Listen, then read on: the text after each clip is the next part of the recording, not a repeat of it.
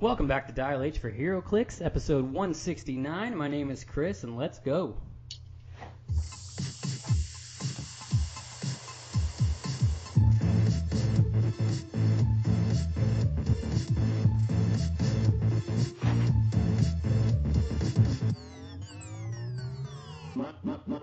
My style. All right, you like that? That's our new theme song, Workshopping. We don't know if that's for sure yet or not, but join me in our cyber studio today is my good friend Kalder and Kris. What's going on, Kalder? Not much, Chris. What's going on with you? Man, I just got off work, so I'm so much better than what I was. But we got a bunch of stuff to go through today. This is Kalder and I's very first episode of just Kalder and I. We'll go over some of that information here in a little bit, expanding on that. But Drew, Hunter, and Austin have ridden off into the sunset, and Kalder and I are back in the saddle. So let's just start off by saying that I want to formally thank all of the guys and maybe girls on Reddit, on Twitter, and at the Comic Book University, which is a local comic book shop here in Indianapolis. I just posted on all of those places and spoke to these guys about how we were going to be going through some major changes, losing Drew, and we just wanted everybody support and thoughts on where they thought it was going. I asked for constructive criticism. We got back some really great responses. Overall, I just feel like it was a very, very positive experience to get on there and talk to everybody about that stuff. So thank you, everyone, for all of that. And, I mean, you guys know who you are. Calder, you want to move on to some news with me? I absolutely do. Well, or maybe we should do some announcements first. How about that? Okay. All right, so I have inherited everything that is Dial H for Hero Clicks, which includes the YouTube channel. So the first announcement is that we are bringing back the YouTube channel. We are going to completely start putting, and by the time you're listening to this, all of the episodes will be up on YouTube to be listened to. So if you are not listening in your car or whatever, you want to be playing on your laptop, desktop, whatever, and you want to have us playing on in the background, that will be an option. So there's that. We are going to be reopening the mailbag entirely. I noticed there weren't a lot of people emailing in. I mean, I didn't notice that until recently because I didn't have access to the email account, but now I do. So guys, girls, just send in questions, comments, concerns, whatever. Just want to say, hey, yeah, of course, we'd love to hear from you guys.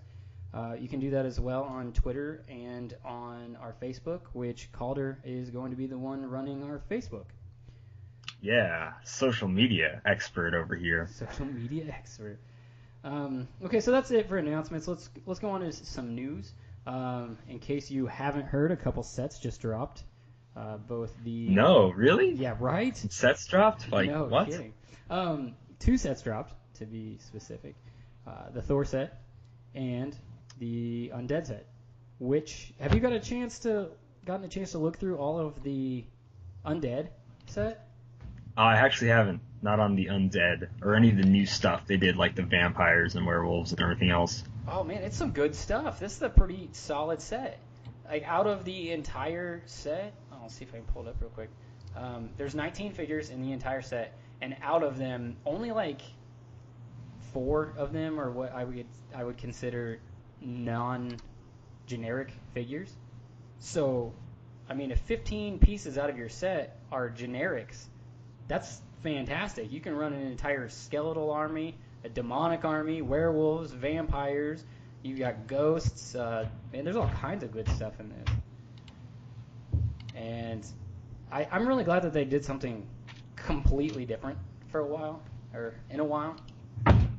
Are the pieces like super competitive and meta and stuff like that? No, they're not.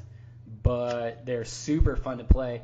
Every character they made in the set has the monster keyword, which you would expect, but you know, there are some follies as far as keywords and stuff on characters throughout the past. So I'm really glad to see that you can play this entire set on a theme team. It's not a name theme team, but it's at least a theme team. So And I don't know what you're talking about the competitive side here. You can play Ghost Abraham Lincoln, Zombie Abraham Lincoln, like a zombie or something. 300 point super meta team right there. Super You ask meta me. team. Although I will say Frankenstein's monster and Frankenstein, Dr. Frankenstein, they go really, really well together, and the synergy is pretty insane. So I'm glad that they did that. I like the mechanics of the werewolves that they did. Now there's 2 werewolves. There's werewolf and then werewolf alpha. Werewolf alpha is actually pretty good. It's got the same mechanic of what was it, Wolfsbane, that was released as the LE not too long ago, where you roll at the beginning of your turn, and depending on what you roll is where you click it to on the dial. And it's got 3 separate parts to its dial, and you just flop back and forth between them. For 50 points though, if you do manage to land on, let's see, turn werewolf to a red click number of the same number, 4 through 5 turn into blue click of the same number, and 6 turn into click number 1. So you start off, well, actually you don't really start off at any particular one. You roll it at the beginning of your first turn. You're either going to get hypersonic speed, and when werewolf alpha makes a close attack, he deals penetrating damage, which is awesome. That is really awesome. For 50 points. Or the other side of it is you get charge blades with Battle Fury, and then if you roll a 6, you get 12 attack, 18 defense with willpower, 3 damage with a power that says, do not turn werewolf alpha's dial when the d6 is rolled for his trait. When werewolf alpha would clear action tokens, roll the d6 1 through 4 instead of clearing tokens, turn it into a red click number 1, which is right back to the very beginning of his dial. Or 5 through 6, only remove 1 action token, and he has protected outwit. So that's nice. Yeah, that's pretty sweet. The whole set overall is pretty decent. Oh, I'm gonna buy so much of this. It's not even a joke. Yeah, it's sweet, and the sculpts are really good too. But that is not the main news. I am so excited. The Thor set finally dropped. It looks fantastic. Honestly, there was not very much in the set that disappointed me in any capacity. So it was the turnaround set that I think that WizKids needed for the What If and Elseworlds, because I couldn't get into that at all. But this Thor set is fantastic. And then last thing in the news before we move on to something completely different. If you go to the HeroClix press room, they did release an article. It's called HeroClix Rule Structure. And what that basically does is just line out how they decided, why they decided to put the rules out the way they did. And if you don't know what I'm talking about, what they did is they released a quick start rule, then they released a core rule, and then they released an advanced ruling. It's interesting. I would read through it, and then they explain what they're going to kind of do here in the future as far as available PDFs that they say are going to be available soon. As far as erratas and clarifications, they're going to move them into modern age. They're calling them E&C, erratas and clarifications. So modern age E&C, golden age E&C, and they're going to separate those by universe and a general, quote, rules language errata, end quote, document. So I'm okay with it. What do you think? No, I think it's the way to go. It's clear cut, pretty nice actually. They said that the quick start rules or the abbreviated rules are included in Sidekick Night packs. Have you heard anything about that, like online or anything about Sidekick Nights? Are they doing well? I don't know. There's a few places in the state where you can go, and I think only one shop has started doing Sidekick Nights. Mm-hmm. And I do not know what the attendance for that has been. I do know I'm super ready to beat some little kids at HeroClix so I can get that Captain America figure, but besides that, I don't know much else about Sidekick Nights. That's super funny. You're just into beating little children. Well, I mean, that's a pretty good Captain America, if you ask me. Just saying. If I gotta bring, some kid, go by the school, hey, you wanna go play HeroClix, and bring him down, hey, this is my sidekick for the night, let's go win us a Captain America, and yeah, sure. I'm gonna go out on a limb here and say don't, creep around schools looking for little kids to go and play HeroClix with you. Yeah, do not do that. Jimmy, get in my car. We're gonna go play HeroClix. Let's see. So the Thor set did drop, and I actually went to the release the other night. And if you saw Twitter, if you follow us on Twitter, I did pretty decently. I don't know if I won second or first, to be completely honest. So what I pulled was a Lorelei and Zeus, which I just have to say, if you pull Zeus in sealed, it was sealed 300, you need to play Zeus. First of all, he has traded Shape Change. Second of all, he starts top dial with 12 attack and this stupid energy explosion that says if you only attack one character, you target one character with the attack, it increases the damage of what a regular energy explosion is by 2, and it splashes off onto everyone that wasn't a target. So in one game, there were 4 characters that were right next to each other. I hit the middle one, and with 12 attack, it hit every character. So I did 16 damage in one turn. Of course, it was reduced on a few of the figures, but it was like 16 damage spread out. I was like, this was dumb. Holy, that is insane. Yeah, it was good stuff. I think I would have won entirely, like hands down, had the very last match. I was 2-0 going into the last match, and the last match I rolled Snake Eyes twice in the same match with Zeus. I was not happy, but at the end of it, there were only 2 ball and chains, adamantium ball and chains, and I got one of them. So I honestly I don't know if I won first or second, but it doesn't really matter because I got the ball and chain. So, the old ball and chain. All right. Have you seen that thing? It's dumb. I'm sure we'll talk about it. Okay, we'll get to it. Which actually, that's a good segue. Segueing into, Calder and I are going to go through, not the entire set, we don't have time for the entire set, but we're going to go through commons, uncommons, one from each rarity slot all the way down, including equipment, including colossals, of what we personally just enjoyed the hell out of this set. We need to get it, or it's just a really well done figure.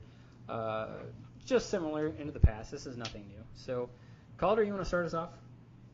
Yeah, absolutely. My common pick for the set is good old Klaus, or many people may know him as the King Cobra.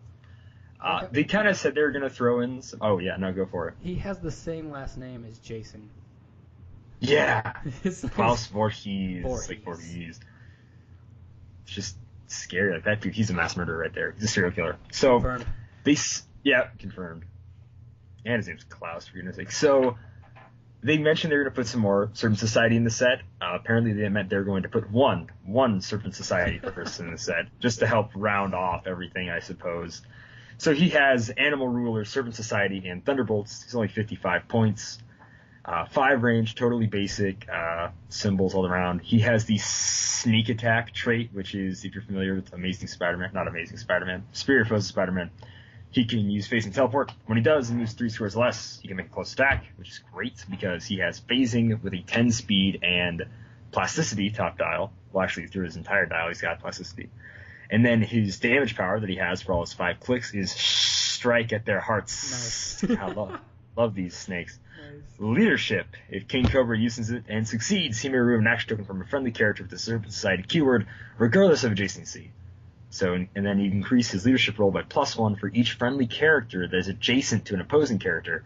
All these Serpent Society figures are really, they're all close combat pieces, so he's going to be removing a token at least once per turn if you're running it on a full Serpent Society team. So I just think he's super flavorful and a great way to round off the Serpent Society. So that'd be my common pick. That was a really sweet addition. It said regardless of adjacency. So, I mean, you can hide him behind other stuff. With the phasing teleport, you just bounce him around. He's a good figure to round off the Serpent Society. Makes no sense in the set, but... No, none at all, but... Actually, no, that's a lie. In older Thor comic books, back when it was still called Journey into Mystery, he fought King Cobra. Did he? Okay. Yeah, for some reason at the beginning of this year, and I've dropped off, but I was like, I'm going to start Thor from the beginning because I have them all in digital.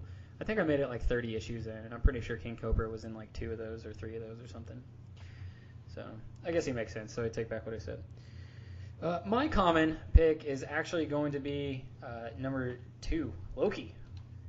I think this is just such a fun figure. It's kind of reminiscent in a small way of. Do you remember that? Mysterio Hero Click, where you like generate multiple Mysterios. Okay, yeah. Okay, so I was thinking more of like the Nick Fury LMDs, but he's oh like yeah, that no, too. he is like that too. Yeah, that makes more sense because you had like one that started at a higher point, and then the other one cost like fewer points for each one that you played. They were all similar, Yeah. like the lower point value. So yeah, it's similar to that. So he has no team affiliation, which I think every Loki should have Mystics, but I mean he's only a 65-point character, so what else? Whatever. He has 5 range with 1 bolt. Keywords are Asgardian, Deity, and Mystical. He has a trait. It says God of Trickery, and this is an optional trait. If you want to pay 10 additional points at the beginning of the match, you can do this. It says during force construction, you may add 2002 Loki to your starting force on the click number 1 that appears after the KO line. So it's an orange KO line, and then a red KO line, and then there are 2 clicks that it has after that. Now, those 2 clicks are identical to the first 2 clicks of his 65-point dial. So it doesn't. You don't know if you're hitting the real Loki or an illusion Loki, which I think is great. That it's called the God of Trickery, so that's fantastic. He has a second trait called Illusion or Reality. Loki starts the game on click number 1 that appears after the blue KO line. That's click number 1. Until an effect needs to know, you don't have to reveal the point value of a 002 Loki. I don't know how that will play exactly. I don't know if I would ever play a Loki where it would call for that to come into play, but we'll figure it out. Here's why I like this Loki, though. So on top dial, he starts with Phasing Teleport, Incapacitate with 10 attack, 18 defense with Super Senses, and a special defense power. It's called My, you just keep falling for this, don't you? Shape Change. When Loki uses it and succeeds after resolutions, you may generate within range and line of fire a 002 Loki on the click number 1 that appears after the orange KO. They have a 0-point value for all effects. So, first of all, he's going to be hard to hit because he has Shape Change Super Senses, and that's never a good combo. But if you do manage to succeed on the Shape Change, you're going to keep generating more Lokis. And theoretically, you could just keep generating more Lokis. Yeah, just like with the wizard who would throw out like tigers every time he hit shape change and stuff. So now he throws out more duplicates of himself. It's sweet. Now the 65-point one has this power, but not the illusions. He has a defense power on click 3 that says, "This no longer amuses me." It's a stop click, and it gives him invulnerability. Each time this click is revealed, KO all other friendly 002 Loki. So that sucks. So they all disappear. Yeah, they all disappear because like you found the right one and you hit him and knock him down. It makes sense, right? But yeah, just don't put that Loki up in the front line. This is very. It's not a versatile piece by any means, but you really need to watch your placement on your Loki. Your real Loki, not the illusory Lokis. But you have 10 attack with Incapacitate, so even these little peon guys that have 0 points, you just keep throwing those at people, then you may incapacitate them, or they just are wasting attacks attacking a Loki that isn't the real Loki. So that's why I chose this Loki. I just thought he was sweet. Actually, the style design is actually really cool. Like, how many times has Loki just multiplied himself using illusions and stuff in comics, and we've never gotten a version of him that actually does that? Well, so I think it's about time. Isn't his power, the name of it, the My, you just keep falling for this, don't you? That's reminiscent of the Avengers movie, right? Where the Thor gets ready to attack Loki, and he like swings on him. No, he tries to tackle him, I think. And then he ends up in the containment unit that they actually created for the Hulk, and he's like, "You fall for this every time," or something. So makes sense. Yeah, well done. That's a cool Loki. Not super expensive, so if you don't really like Loki as a character that much, this is at least a damn good figure. Yeah. Let's move on. Uncommons. Who'd you pick? I picked Eric Masterson for my uncommon. Why am I not surprised? Yeah, I don't know why. I have no idea. It's crazy. So good old Good old Eric, he has no special combat symbols, no range. He has one keyword, Avengers. He's 15 points. He has willpower and enhancement top dial with a trait and a special attack power. His trait is, we'll do this attack power first. He can use perplex as a power action and may target a friendly character 75 points or more within 3 squares. So he's got willpower and then he has the power action to perplex if somebody who's 75 points or more in 3 squares. So it's like a little moral support with his already passive enhancement. His trait is where it gets really cool. When Eric Masterson would be KO'd by an opponent's attack, you may instead choose to replace him with either the Mighty Thor set, number 18 Thor, or the 062 Thunderstrike. If you do, roll a d6 and increase the results by the damage dealt to Eric Masterson that would KO him, so all the damage would be dealt to him. And the replacement character begins the game on click 1 and immediately takes the rest of that damage as unavoidable damage. What I just think is awesome, and there's some pretty easy ways to give him like invulnerability or impervious or invincible or whatever, is if you can just get him to die in a really just easy way, like, because they're going to want to take him out eventually sometime. If they don't totally like have Hulk run up and smash like a heavy into him for 6 damage or something, you're probably going to get either Thor or Thunderstrike, whichever one you have. And if you manage to get Thor, let's say late dial, I can click 4 through 6. He's got Outwit, which is always awesome. And then if you have Thunderstrike, he can heal all the way back up because he has, the Thunderstrike equipped, which when he does knockback damage, he can heal click. So it's pretty great. And also Thunderstrike late dial has close combat expert, just amazing combat values. So I don't know. I think it's really flavorful, really, really wicked cool. I like what they did with both him and Jane Foster. So with that. Yeah, right. Actually, let's hold on one second. So you replace him with Thunderstrike, right? I don't know if you get Thunderstrike with Thunderstrike, because I'm pretty sure that's like force construction. Starts the game with Thunderstrike equipped. I don't know, maybe, yeah. Still though, like switching onto that guy, like the Chase Thunderstrike, that's not a bad option. Like, and for 15 points, it's just 15 points. That's like, he's easily a fillable character. Like, oh, I have 15 points to spend. What do I do with it? Oh, throw Eric Masterson on there. And he's got a keyword that like half of the Marvel universe has. Yeah, so you can just have him theme team prob enhancement. He's already earned his 15 points by doing that. So yeah, that's true. But you mentioned who I picked for my uncommon, which is Jane Foster, number 22. I finally found a figure to replace my Donald Blake. Yeah, Donald Blake. I was like, what's his last name? That's how little I care about Donald Blake now that they made this Jane Foster figure. So that Donald Blake, he was 33 points, and he had support, and he had defend, and he could lower their defense, and he could support them. Well, imagine that figure with willpower, Endom, and then she's also 3 points cheaper.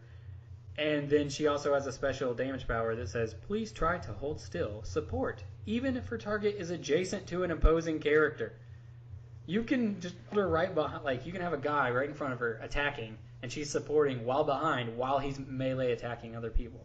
She actually works really great with Thor's.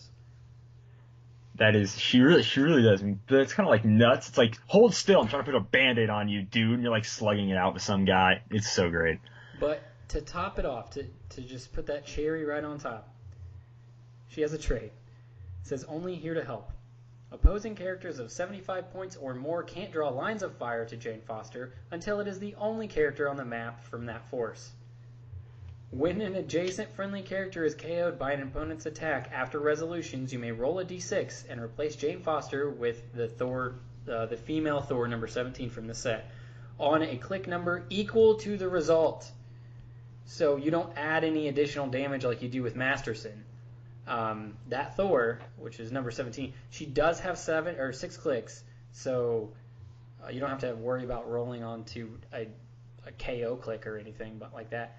But almost every single click that you would click onto is a good click. The only click I would argue is not a good click is click 4, but like the last click, she has 11 attack, pulse wave, 4 damage printed.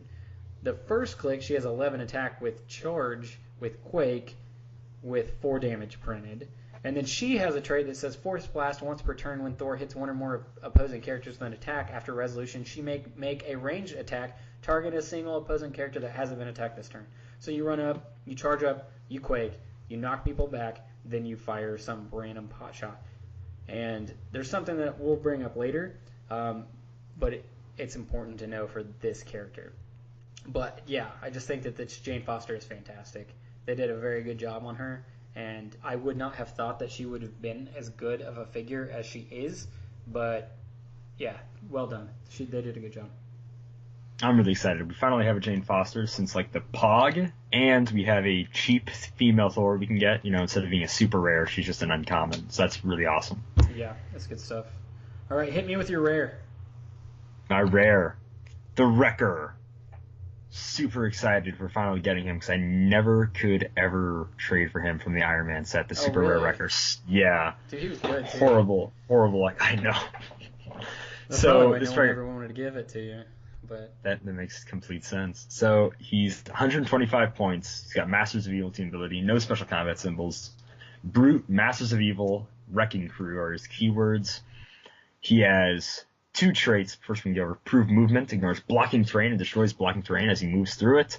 He starts the game with the Enchanted Crowbar and equipped, which gives him, go over that really quick, it gives him Exploit Weakness when this character attacks hit characters that can use Invincible or Impervious, use Invulnerability instead. That's not... Basically, that's horrible. That's not good horrible. at all. I don't know why they do that to somebody. So bad. So he also has another trait, Live Up to the Name, Improve Movement, ignores hindering terrain. When Wrecker occupies a debris marker, he can't be targeted by an opposing character 5 or more squares away. So dope. So he already destroys blocking terrain as moving through it, so he's going to make a debris marker wherever he goes. And then his final special damage power he has for the first 4 clicks is Empower and Leadership. When Wrecker uses Leadership and succeeds, after resolutions, each friendly character with the Wrecking Crew keyword within 3 squares may destroy a wall or a square of blocking terrain adjacent to themselves. They're just going to destroy the heck out of this map. Which is good because they all have the Live Up to the Name trait and can't be targeted 5 or more squares away. You put them in hindering terrain, right? So you bash through, say, a wall, you're right inside of hindering terrain, just end your movement. Now they have to get within 5 of you because they can't target you. And it says can't be targeted by opposing characters. It's not stealth. No. It's better. And his speed is 9, so he can charge that 5 outside, Yeah. 9 charge, 11 attack, super strength, 17 defense, invincible, with 4 damage and special damage power, top dial. He's pretty solid for 125 points. Not to mention he's also rocking Exploit Weakness. I would probably be a supervillain too if my real name were Dirk Garthwaite. Dirk Garthwaite. Man. What a name. That's just... He never stood a There's chance, no coming did back he? from that. He was probably No. bullied in school, and he's like, one of these days I'm going to show them by finding an enchanted crowbar. He's really good, though. It's a very specific... Yeah, I mean, it's comics. You can make up whatever you want to make up. Going off that, it's amazing Richard Rider never became a supervillain, to be honest. He would be a good supervillain. Oh, I love Richard Rider, though. He's good stuff. Is that all you had to say about Wrecker? Other than the fact that's all you had to say about Wrecker. Super awesome, yeah. You're rare. Okay, my rare is Troll, number 39. Now, I've actually read this run of the Thunderbolts, and I thought it was just fantastic. So when they made Troll, not only did it make sense because she is like an Asgardian. She really is. But she was raised by, I'm pretty sure, trolls. But they made her make sense, and then she turned out to be a really good figure, and I was like, man, they did a good job on this one too. So, 0 range, 60 points, no team affiliation, keywords Asgardian, Thunderbolts, Brute, and Monster. She has a trait, which is fantastic. It's called I Can Smell Them. Free, choose an adjacent friendly character. That character can use improved targeting, ignores hindering terrain this turn. So she gives you stealth busting if you put her right next to, some range character. And then, so say she's right next to this stealth character, and they want to decide to come up in your face and take out this character, because she's only 60 points, so you'd think, oh, she's not going to be that much of a threat. Let me take out this higher point character that's shooting me. Yeah, well, no, because she has 11 attack with blades, 3 damage, and with the new rules of blades, she can get a minimum of 2 damage with exploit. But she has a special movement power that gives her charge and leap and climb. When Troll uses charge, she can use improved movement, elevated hindering, outdoor blocking, move through squares adjacent to or occupied by opposing characters. She doesn't care. That's not good. No. That's not good. She doesn't care at all. She just goes wherever she wants to. It's called leaping attack. And hell yeah, I guess. I mean, if you have improved elevated too, you just pop up on. Man, that's good. For 60 points, and this is a character I never figured that they would have made. But that's actually really disgusting. Wow. So, yeah, I was pretty excited just to see her because I really liked her in the comic books. She's like this really brash, and I mean she was raised by like trolls or something, so she acts exactly how you would think, very uncivilized, and they have to like rein her in and keep her kind of on a short leash to keep track of her. So I think the dial represents that. It's accurate. All right, super rares, and I just want to point out you stole mine, you jerk. That's okay. You go. All right. So I chose the Thor Odinson title character super rare, I was super disappointed because I made a bet with a friend like months ago. I was like, I'll give you anything that the title character is going to be unworthy Odin's son. I lost that bet. That was not fun. Well, but it is still Thor at least. I was half right. Yeah, they got the chase. But I was it's going to be the title character. But... Yeah. So we're just trying to read through these. Title character abilities, amazing block of text. Anyways, he starts the game with, I believe, 3 plot points, sorry. So, really quick, I actually want to go over. He's 175 points, he has 7 range, he has flight and indom, he has Asgardian, Avengers, and Warrior, and top die, you're looking at 11 hypersonic, 12 attack, super strength, 19 defense, invincible, and 4 damage. You know what I just realized? You're reading off the HC realms like the regular unit section, aren't you? Yeah. Remember we were talking about Doctor Strange and like how it was really hard to read that block of text? Yeah. Because they need to figure out how to format title characters better. I just sent you a Twitter screenshot of the unit, not the unit section, but a better, easier version of reading it. There we go. Yeah, there you go. Perfect. So, I absolutely love his Bring in the Lightning. This is his +1 free. When Thor Odinson targets and hits a single opposing character with a ranged attack this turn, after resolutions, once per turn, he may make a ranged attack targeting a different opposing character. So theoretically, you can hypersonic up, shoot somebody, and then wherever you end your hypersonic, you can go ahead and shoot someone else from there. And then his -1, Restore the Lost Asgardians, is place adjacent another friendly character, the Asgardian keyword. If you do, heal both Thor Odinson and that character, +1 click, which is actually pretty helpful if you need to heal him back up to hypersonic speed when he gets mid-dial or anywhere. And then his really cool end-all be-all -8 free. For the rest of the game, as long as Thor Odinson is on the map when an opposing character would get an action tokens, it gets 2 action tokens instead. So dumb. That is ridiculous. Here, I am going to make a prediction, though. You will probably never see an ultimate that is that high ever again. -8 is kind of crazy. But for what it does, this is effectively, I don't know how many people out there played Magic, but this is effectively Nicol Bolas's level of ultimate. It's just dumb. The fact you were slowing your opponent down by 50% by doing this. Anything that they could possibly want to do. And then also I just want to point out that this combos very well with that Jane Foster that I was just talking about because she has the Asgardian keyword. So even if she's across the map and she's healing up other figures and then you trigger his second ability, you're going to bring her over, he's going to heal up, and then you could start healing him up with support too. That is insane. Wow. Okay. It's good stuff. I didn't remember that she had the Asgardian keyword. That's cool. Yeah, he does start with 3 plot points. And then, so I found something. We went in.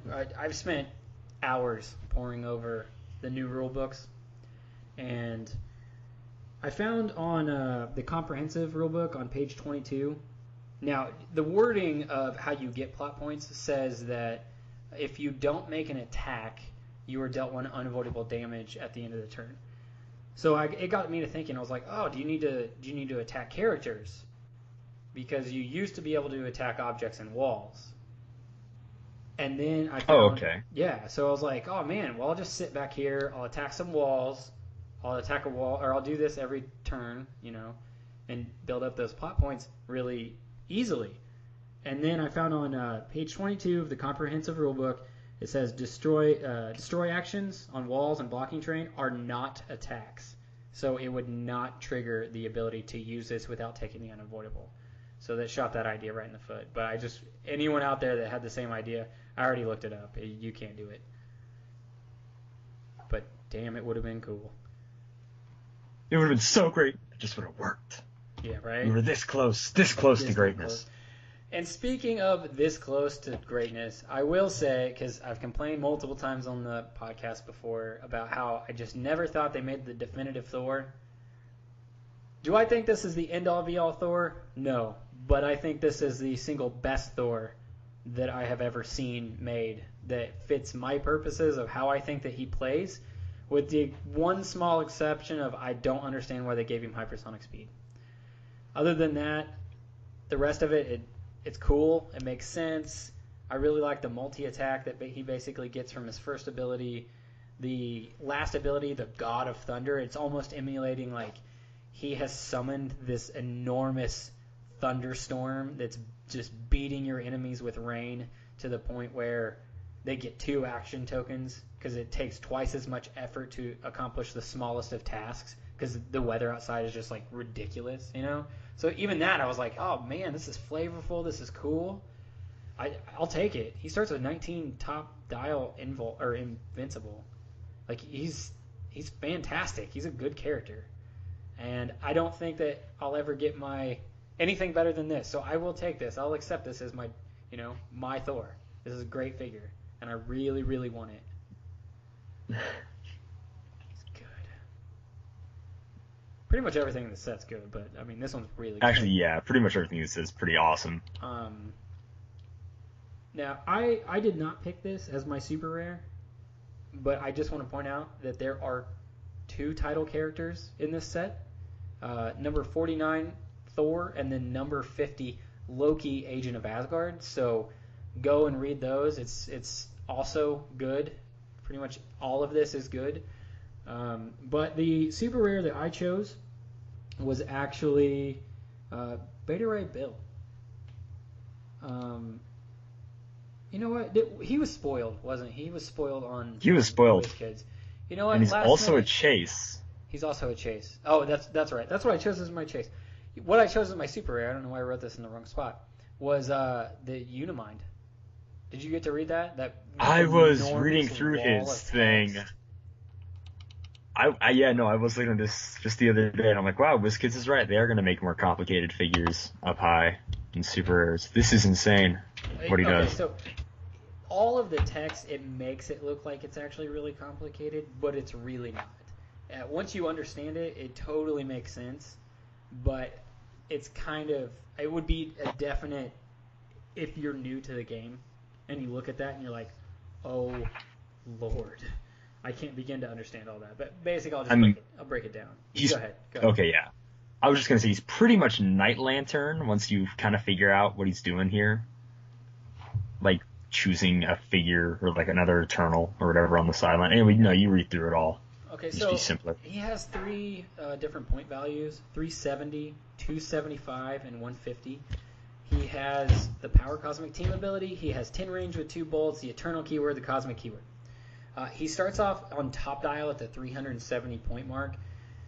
And I think, honestly, just for realistic sake, I'm going to cover the 370 mark and the 275 mark, because I think most people, if you're playing a 300-point game, obviously you can't play the first one, so you'll be playing the second one. So what does that give you compared to the first one? But the first one gives you 11 speed with running shot. He has flight, by the way.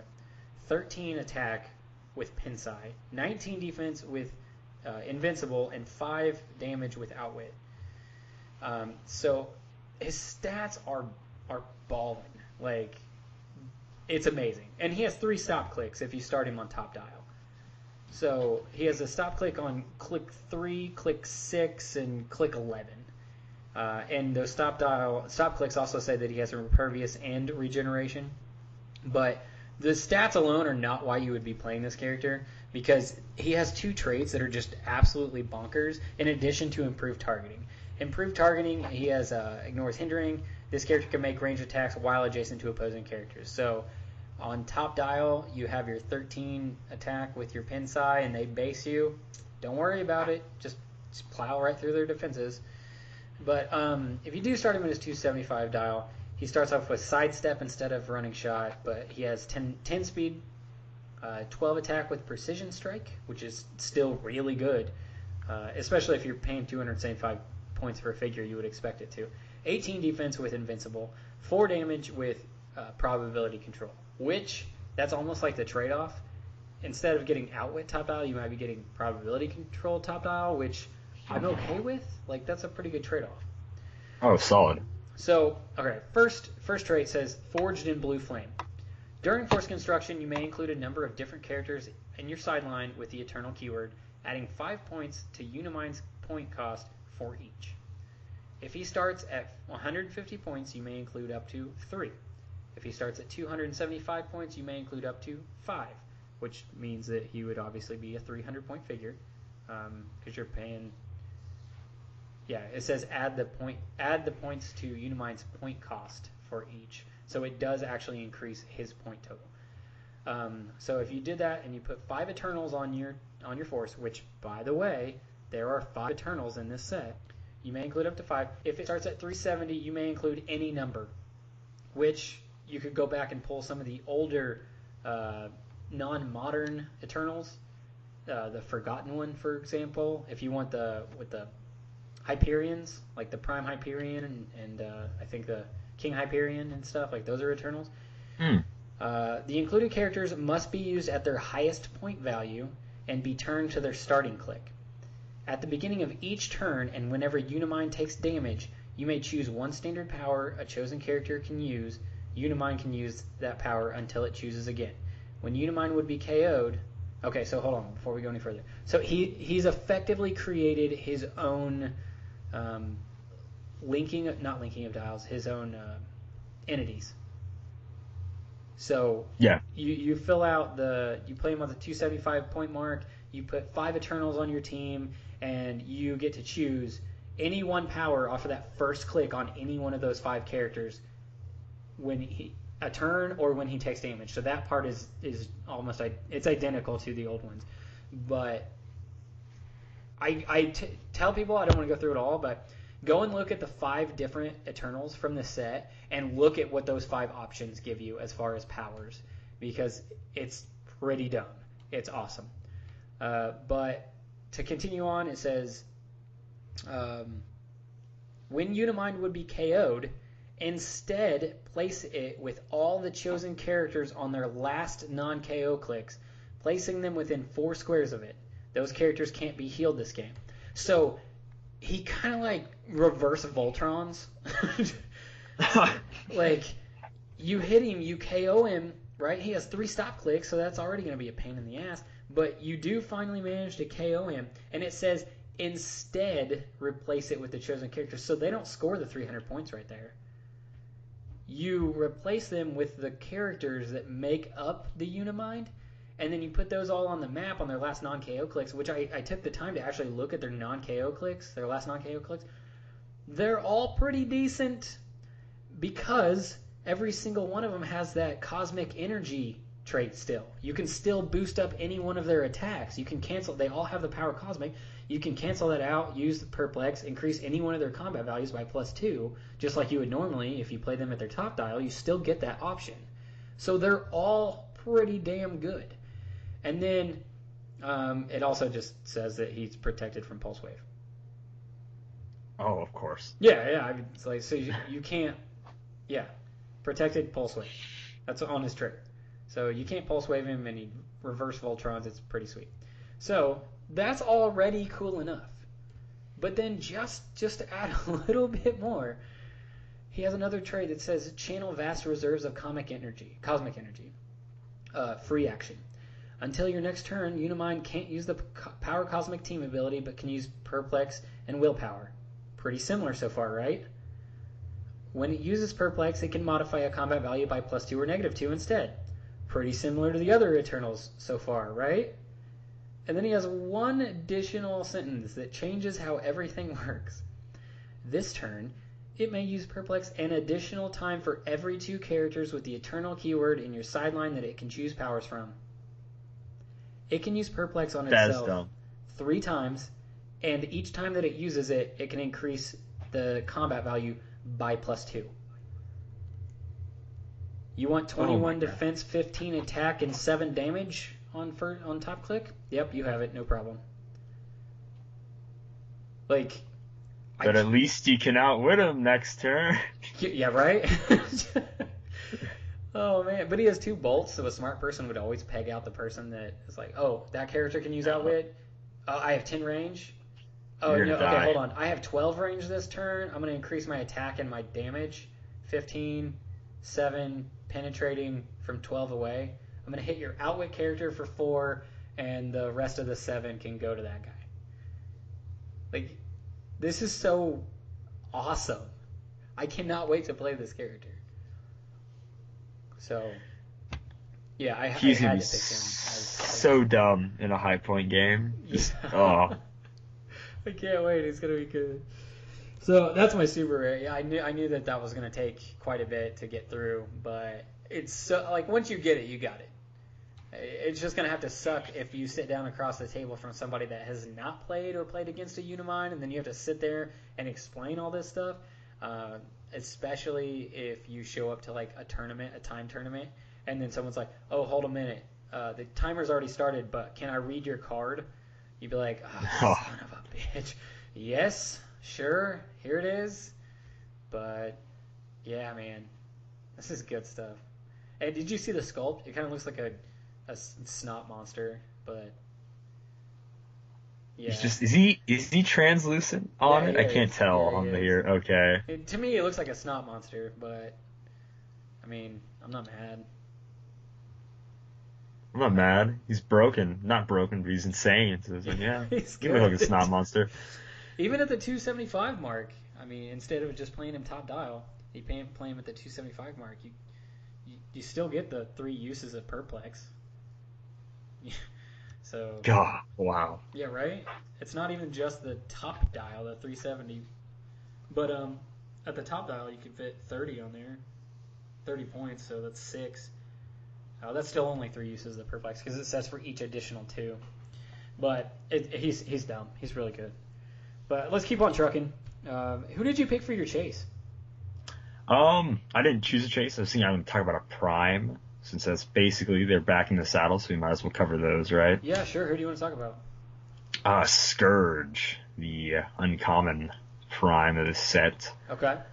Just one quick thing, really disappointed that he's like gonna throw his gun at you on the sculpt instead of like actually looking like he's shooting dual M16s or whatever. He's just like holding one, like how he was holding his axe. It's like, okay, what sure. Number is he? He is number. Should have it right here. 29B. All right, sweet. 29B. There you go. So he's 125 points, no special combat symbols, 7 range, 2 bolts, and he has his Guardian Brute and Warrior. Top dial, he's got Sidestep, 7 movement, 10 attack, 18 defense, and vulnerability, 3 damage with special damage power. We're going to go over his trait and all this other stuff really quick, though. And if you want to play a little drinking game, take a shot every time I say the word laugh. I will stay behind, and the last laugh will be mine. This is trait free. Once per game, generate a last laugh marker in the square that Scourge occupies. As long as Scourge occupies the square with the last laugh marker, he modifies his defense value by +2 Takes a maximum of 1 damage from attacks, and he cannot be moved or placed by opposing characters, which is nuts. It's a little stand your ground trait there. And then I'm going to go over his special damage power. Tis Scourge's Last Laugh. He gets Close Combat Expert and Range Combat Expert, of course. And then he has a stop click all the way at the end of his 7-click dial. When you are next in Asgard, laugh Scourge's Last Laugh together. Stop. Free. Deal Scourge 1 unavoidable damage. Heal a friendly character 3 clicks. So really, really cool. Kind of flavorful there. But this is exactly how I imagined if they were going to make a Fear Itself Captain America, the one that when he picked up all the guns and stuff and kind of stood in front of Bronx and Oklahoma, like shooting down Nazi bots and trolls. That's sweet. Exactly. Yeah, I know, right? I've always wanted them to make that figure, and this is exactly how I imagined they would make him. Maybe not without the later in his dial, he gets like a ton of steel energy from click 3 to the end of the dial. He's steel energy, and then he's got also from click 3 until the stop click. So for 4 clicks, he has willpower. So this guy is insane. So even though he only has 10 attack, 3 damage, he has range combat expert, close combat expert. So he's bumping up his stats, and he's only taking 1 damage at a time as long as he stays in that square, and nobody else can move him. So he's actually pretty nuts. He's just an awesome stand your ground piece. I love it so much. When I get him, I'm gonna mod him, chop his friggin' arms off, give him dual guns. For those of you that lost track, actually, you need to take 6 shots, 1 for each laugh, in between his powers, which means you really won't make it to the end of this podcast, but you can always replay it later. He is a good figure, though, and I do really like the fact that defense power on his last click, it's a stop click, but it's a free action. You don't have to give Scourge the unavoidable damage and heal a friendly character 3 clicks. So if there isn't a friendly character, like he is the last line, so you have no other characters, he still has 12 attack with 12 attack, 4 damage, steel energy. So I mean, you can heal. If you keep hitting, you can heal all the way back up to click 2, and that's pretty good. So good stuff. He's insane. And now we're going off to the horse, right, Beta Ray? Yeah, was that actually spoiled online? Yeah, I'm pretty sure he was. Like a few weeks ago. We can talk about somebody else since he was already spoiled. He is nuts. I do remember seeing his dial, so yeah. I don't remember. You know, we'll go ahead and we'll cover Unworthy Thor. He's number 65. Is he fantastic? No, but I do like his sculpt. But I'm actually confused by his damage power name. So we'll get to that. 125 points as Guardian and Warrior. He does not have the Avenger's Keeper. He has Indom, but he does not have Fight. He has the weapon trait that says Unworthy Thor starts the game with Yarnbjorn equipped. By the way, that's how you pronounce that if you couldn't figure it out. It's not Jarn Bjorn. It's Yarnbjorn. He has a trait that's called Unbroken. He just gives him invulnerability, so he has invul the entire dial. That's good.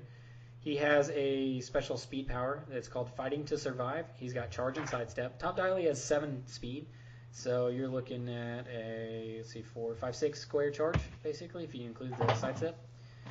And he has 1 damage power. It says Hammer of a Dead Realities Thor, which I'm pretty sure is hearkening to him getting the ultimate Thor's hammer that came through at the end of Secret War. It came through that little hole as it was closing up, and it made it onto the regular Earth, and the Unworthy Thor finds this hammer.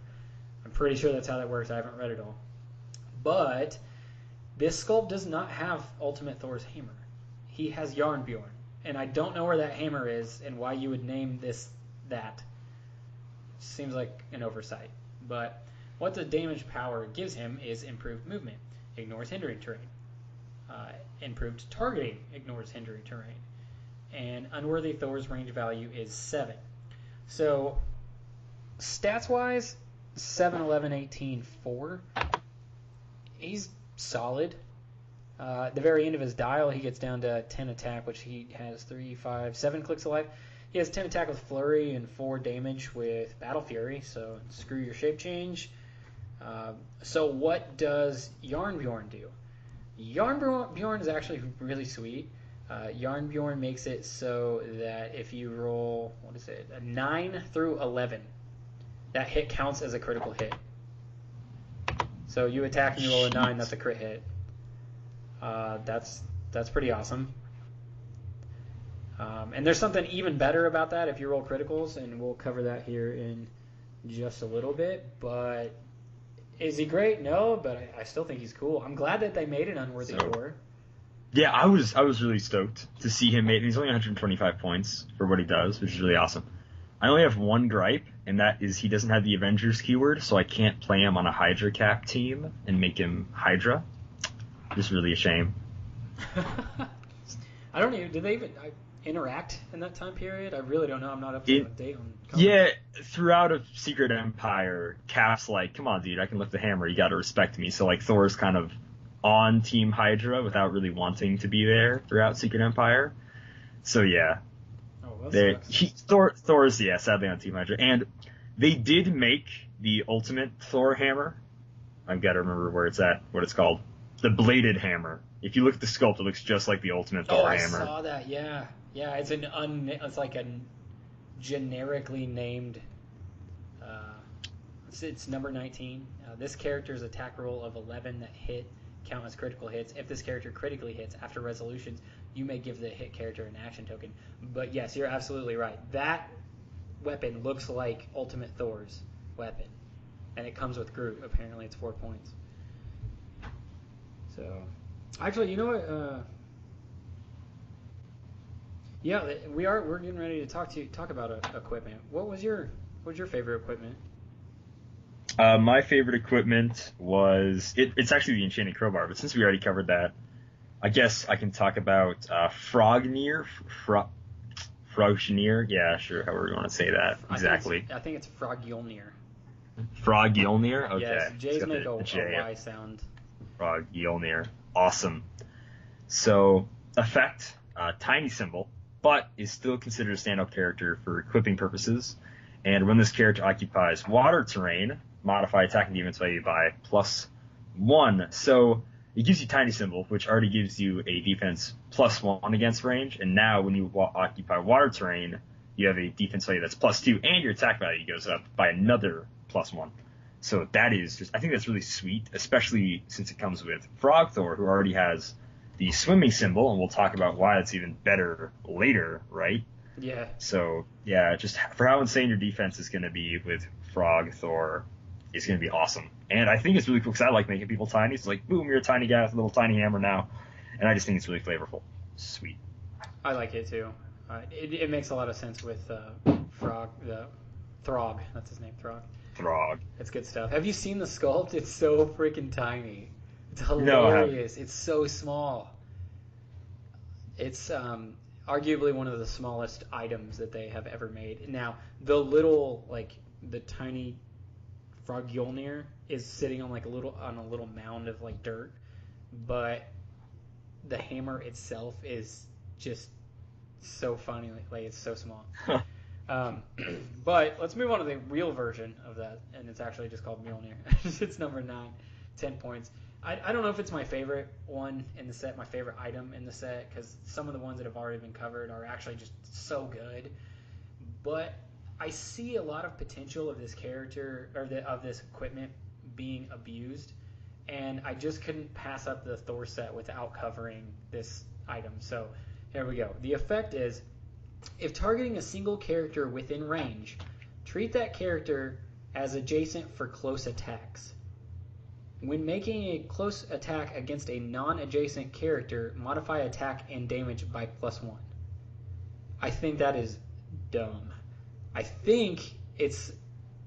don't know exactly what that is supposed to represent. I want to believe it's the idea of Thor throwing his hammer, so when it hits people, it's like it's still a melee attack. So, yeah, it's sort of like the Age of Ultron Captain America that can make a close attack within 6 squares, like he's throwing his shield or whatever. Yeah. So it's very reminiscent of that. I really like that. I think that this is going to be abused, especially with characters that have very large ranges, like Mistress Death or just something dumb. Someone will find some way to break this, because if you use it, you can use it as a close attack, which means that it will trigger such things as steel energy. And then say your character has Blades, Claws, and Fangs already, like naturally somehow, then I'm pretty sure you can use Blades. And then when making a close attack against a non-adjacent character, you still get attack and damage +1.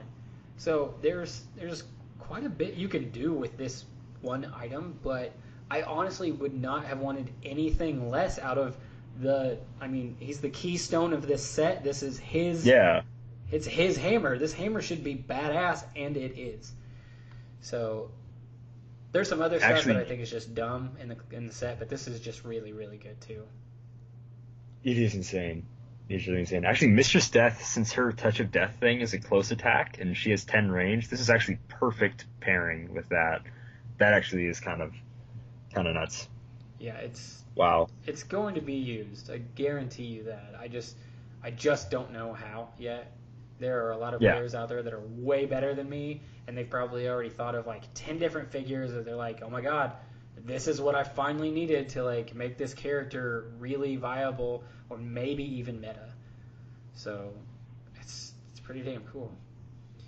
Let's get on to the Colossals, which by the way, all of the Colossals in the set are decent to amazing. I did notice that WizKids spoiled all of the amazing ones, and they left us with the okay ones. And it was like 4 out of 8 or whatever was spoiled, and all 4 of those were like really good. So the fact that the other 4 are a little bit lackluster, I'm not mad about it. But this is my one gripe with the Colossals. 2 of them have the same, well, actually, there's 2 sets of the same sculpt. The Frost Giant number 7 and Ymir is the same sculpt, as well as Groot and the Flora Colossus are the same sculpt. That's what I was figuring. I'm like, what the heck is a Flora Colossus? I've never heard of these guys before. I'm like, they're probably just reusing Groot's sculpt. I'm like, yeah, they are. They are. So which one did you pick? I chose Ymir. Okay. So he is 25 points, if we're just talking about his Colossal Retaliation, which I just want to go through really quick, since that's mostly what people care about. Free, and as you know, it's all the same stuff. Whatever, someone's been attacked, choose an opposing character, place him within 4 squares in line of fire, and then when you do so, place Ymir such that you can make a close attack, targeting the chosen character and all other opposing characters in 4 squares in line of fire. Then do so, instead of normal damage, give each hit character 2 action tokens, and albeit they do not deal pushing damage, but still, that's pretty awesome. It just means, you gotta clear next turn. And so going over his top dial, he's 550 points.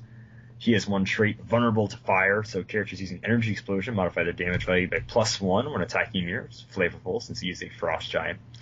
He has his Guardian Deity Monster Ruler, 8 range, power Cosmic. His special attack power is Cold Snap, Incap with 3 bolts.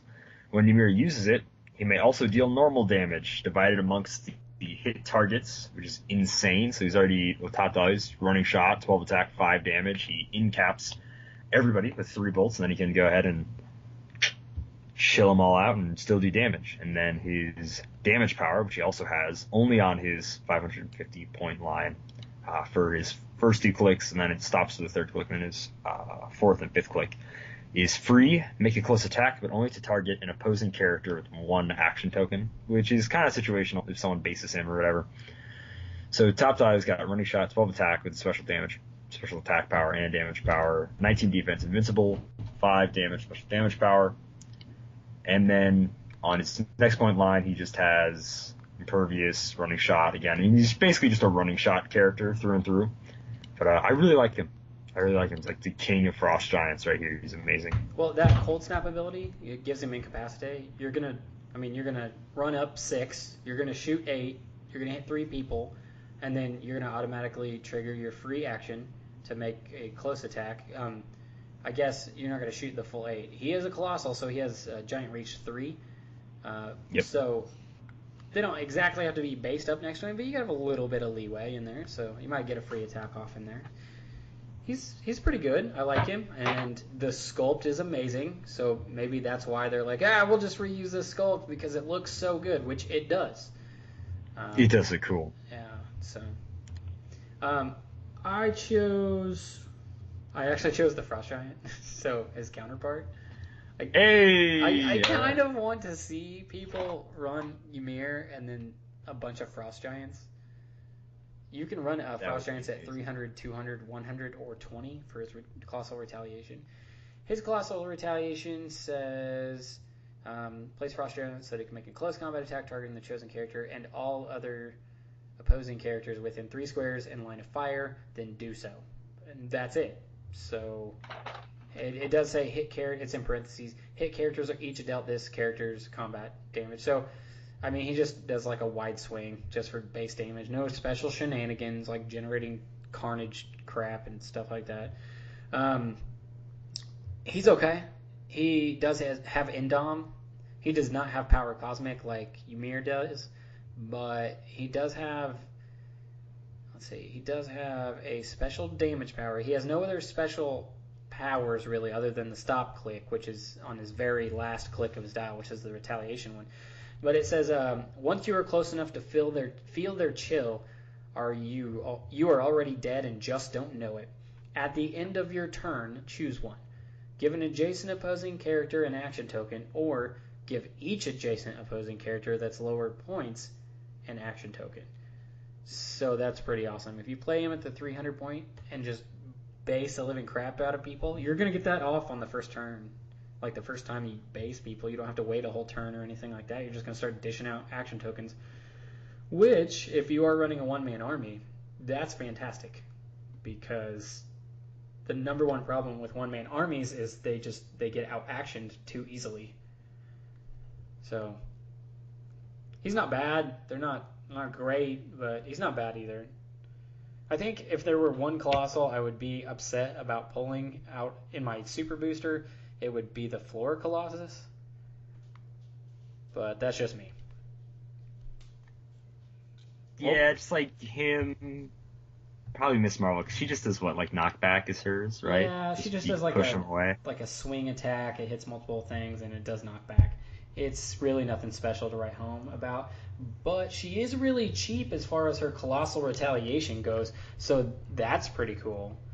True. And what's she coming in at? 15 points? 15, yeah. But I mean, even then, it's like, I'd rather have Adam. Like, no offense. I mean, just yeah. Fair enough. Yeah. So, but I do want to just talk about Groot really quick. He has Howling Commandos keyword. I don't know if it's just because it was like the monster Howling Commandos for a while, but if you run very specific keyworded games and you want a Colossal Retaliation that works with Howling Commandos, go ahead and pick up Groot, I guess. That's your only option. That's your only option. It's like, they're not going to make anybody else who's Howling Commandos and Colossal Retaliation, so knock yourself out. Right.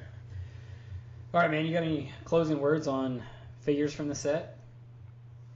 I want to give an honorable mention, actually, to my main man, Balder, since we're a letter off in name, and it's really the only reason I ever liked this guy, but I own every Balder, so I love him. I mean, I got to keep getting them, so you guys keep pumping them out, I'll keep buying them. And then I love the Warriors 3. All the Warriors 3 are great in this set. Hogan, Fandral, Volstagg, they all work off each other amazing. I think just this set overall is pretty stellar.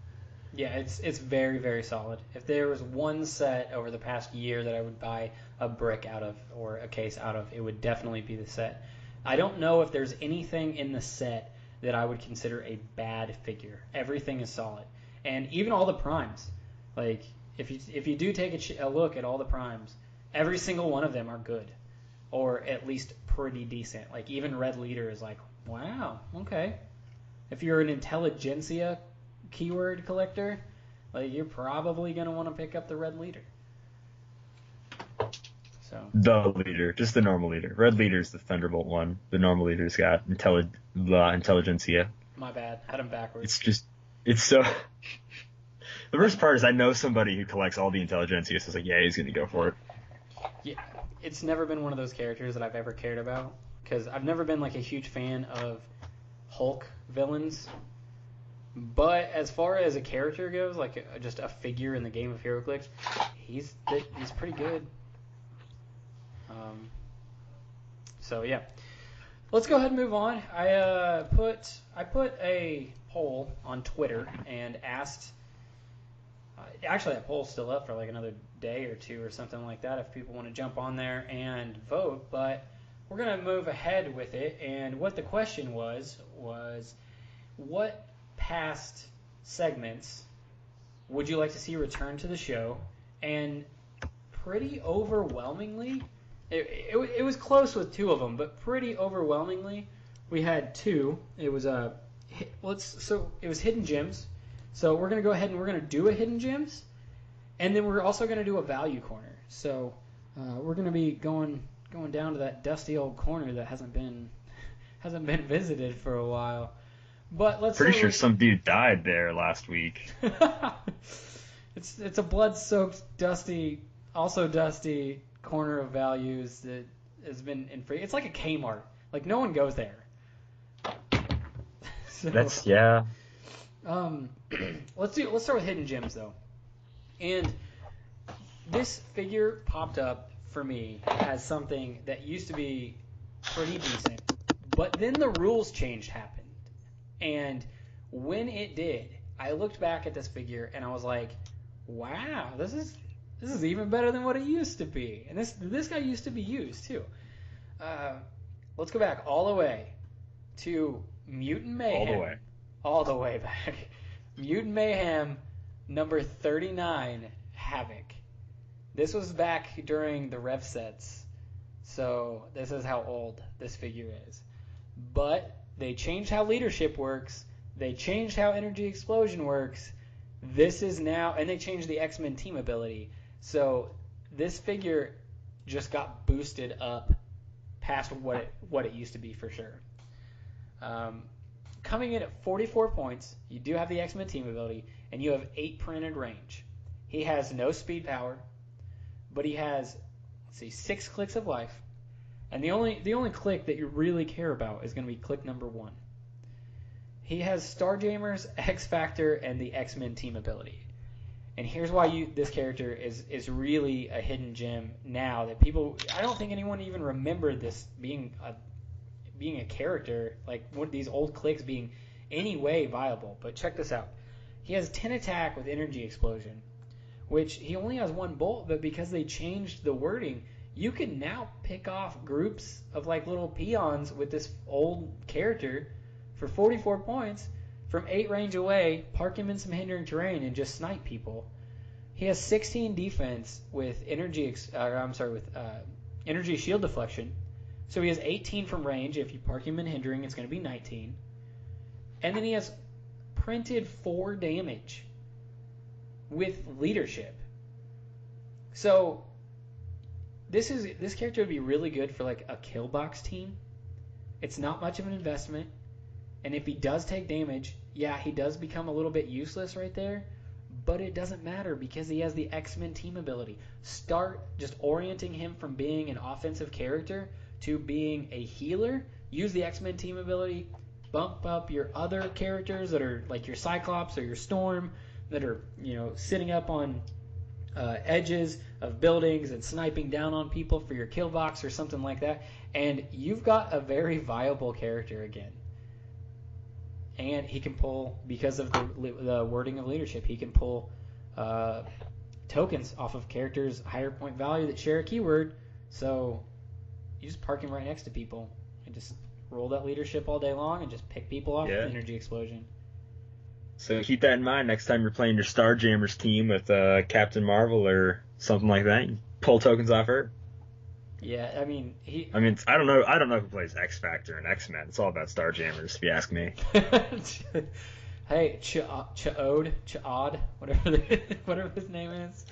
I hope it's Chad. Hope. It could hope be. And pray. I don't know, but yeah, I was never a huge Starjammers fan, but my brother, he's a huge X-Men fan, and I remember him playing this figure back in the day, but I just. As soon as I remembered that there were rules changes, I was like, man, this figure's pretty freaking solid. I don't know where anybody is going to get if you want this figure, I don't know how you're going to get it. Because, even Cool Stuff Inc. doesn't go back that far to sets that long ago. But maybe, hopefully, you kept some of your older clicks and you dig through them and you're like, yes, I have the rare Havoc from Monsters and Mutations. He's actually, please, somebody play him on a team Let us know how it goes. I think that he could do some work for you. And that is I think the definition of a hidden gem nowadays. There are going to be a lot of them popping up, gems shining in the rough over here once we figure out these new rules and start to look back and like, hey, it might mess up a lot of figures, but some of these guys are amazing now. Yeah, some are going to get better. No.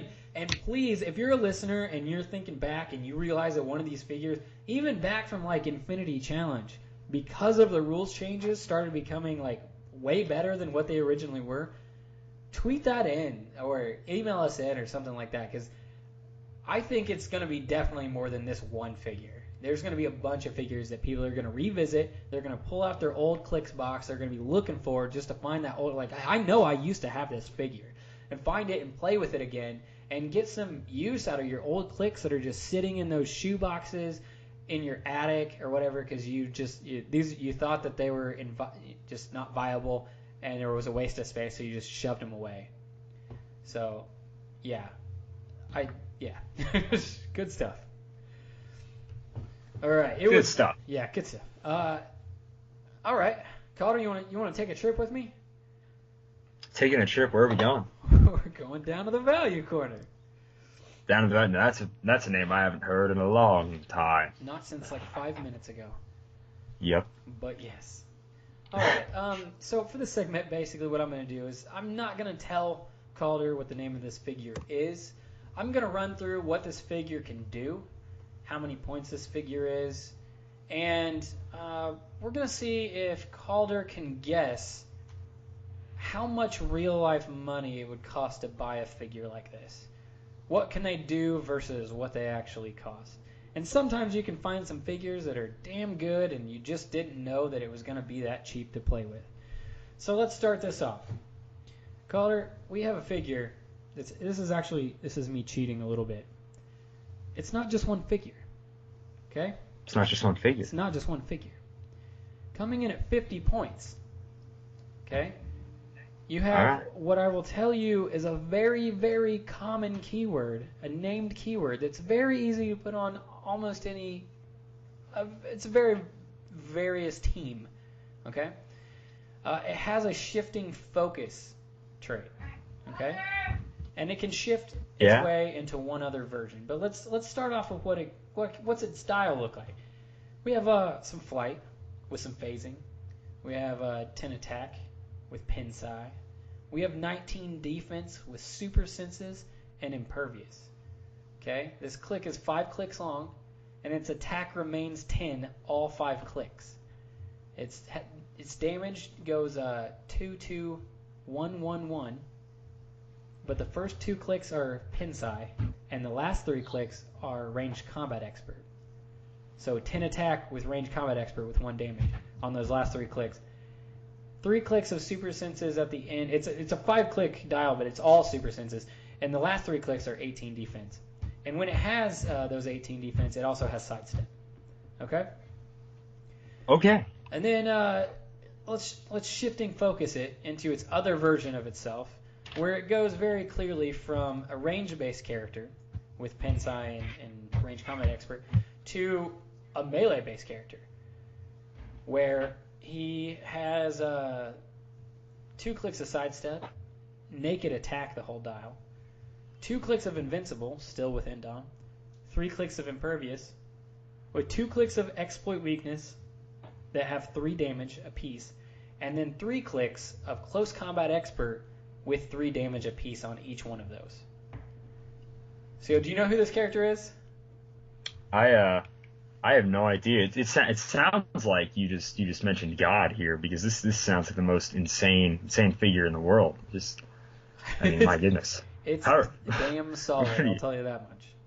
For 50 points, you have the option of whether you need your close combat or your range combat. You can only switch once per turn, but trust me, I've used this figure and it works.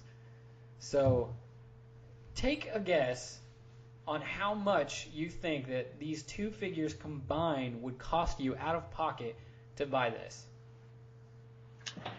Man, something like that. Jeez, my goodness, it sounds incredible. I would say, well, you gotta pay at least at least $10 for something that amazing in the game here. So, no, this has to be value, though, right? So we'll cut that in half. $5 for the pair. $5 for the pair? That's the lowest I'm going to go. $5 for the pair. So let me tell you what the figure is, and I'm assuming some other people out there at this point are like, how do you not know what this is? Okay. Figure came out in the Avengers Defenders War. It's number 6 and number 24. It's the Vision. Right? So he also has the Avengers keyword and the Avengers team ability, which I didn't want to throw that out there. I thought I'd give away too much. But he also has the robot keyword. So an Avenger, I mean, you can put that on any number of teams. Like, holy crap, there are so many of them. But solid figure. You're saying $5 for the pair. I'm telling you right now, if you go to Cool Stuff Inc. right now, $2. We'll get you both of them. $2. Now that is a deal, and I feel really bad because I actually bought both of those figures from Cool Stuff a few weeks ago. I really do think that this is for such a low dollar amount for what you get for the Vision. He's so good. He's so good for $2, and he's only 50 points, man. Basically, my little strategy is I start him off with the phasing Vision. He has flight with 9 speed. So you pick somebody up, you carry him into battle, you free action turn him into the regular, like in your face Vision, start sidestepping into people, punching them in the face for 3 damage, exploit. He's got Indom. Yeah, no, he's good. He's really good. I played him with the 50-point Captain America from the same set. We were removing tokens off him. He's actually an amazing Vision. Wow, I can't believe I didn't get that. That's bad. Also, his sculpt is directly ripped from one of the comic covers, and I love it so much. So, thank you, WizKids, for that one. Appreciate that. But yeah, seriously, if you haven't played this Vision, don't own this Vision, $2, pick this Vision up. Totally worth it. All right, moving on. Because, and this is going to be a long episode. We realize this is going to be a long episode. Not every episode is going to be this long from now on out, but because we had 2 sets drop in the same week, we had the rule changes drop the same week, we decided, Calder and I together, we spent quite a bit of time poring over the rule book. I read the core, the comprehensive. I ripped out things. I was blowing up Calder's phone, being like, oh, here's a screenshot with changes. Look at this. This is what's different in the game. Here's another screenshot. Here's another screenshot. I know at some point I had to have been annoying the little living hell out of Calder, but we did manage to. At least somebody talks to me. I mean, it's good to know at least.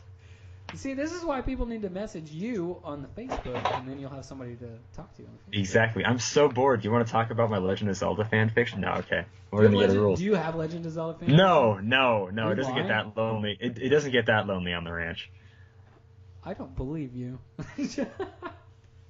Okay, so what we did do, though, is we created a top 10 list of changes in the rules that we believe are going to affect the way you play HeroClix. Now, disclaimer, this is not a comprehensive list. There are a lot of rules changes that are going to affect how you play the game. Second disclaimer, in no way do these changes touch the changes to the powers themselves. These are changes that I found in the core rule books, at the core rulebook and the comprehensive rulebook, complete with citing, so we can hook you up with what page they're on and whatever. It is going to affect how you play, and as we get closer to the number 1, I almost guarantee you this is going to affect how you play the game, because so many things have changed. You need to know this stuff. Calder, you want to start us off with number 10? Number 10. Here we go. We need like a watchmojo.com thing that goes on when we do our top 10 lists over here. Well, we probably don't have very many of them, but no, that's true. I felt it was very pertinent to have one of these, at least because of the new rules changes, because seriously, dude, some of these are drastic changes that I'm like, really? They changed that? Yep. Why? But then they did, and I'm like, it'll probably work out, whatever. But let's go with 10. What is 10? Okay, so 10, very thematic here, is the maximum number of your starting action total is 10. regardless of build total. Yeah. So if you are playing anything higher than 1,000 points, or if you're playing anything like that, it's 10. Simple. 10. And where can they find that ruling? They can find that ruling on page 9 of the core rulebook. I am a huge fan of gigantic point games. I think the largest game I ever played was like 3,600 points. Here's what I think is going to change about that. I think it will keep the other player more invested in the game in real time, because if I have 36 actions to go through, they're going to tune out and not pay attention. If I have only 10 actions to go through, then they'll be paying more attention because their turn is coming up sooner, which only makes more sense. So, anything about that?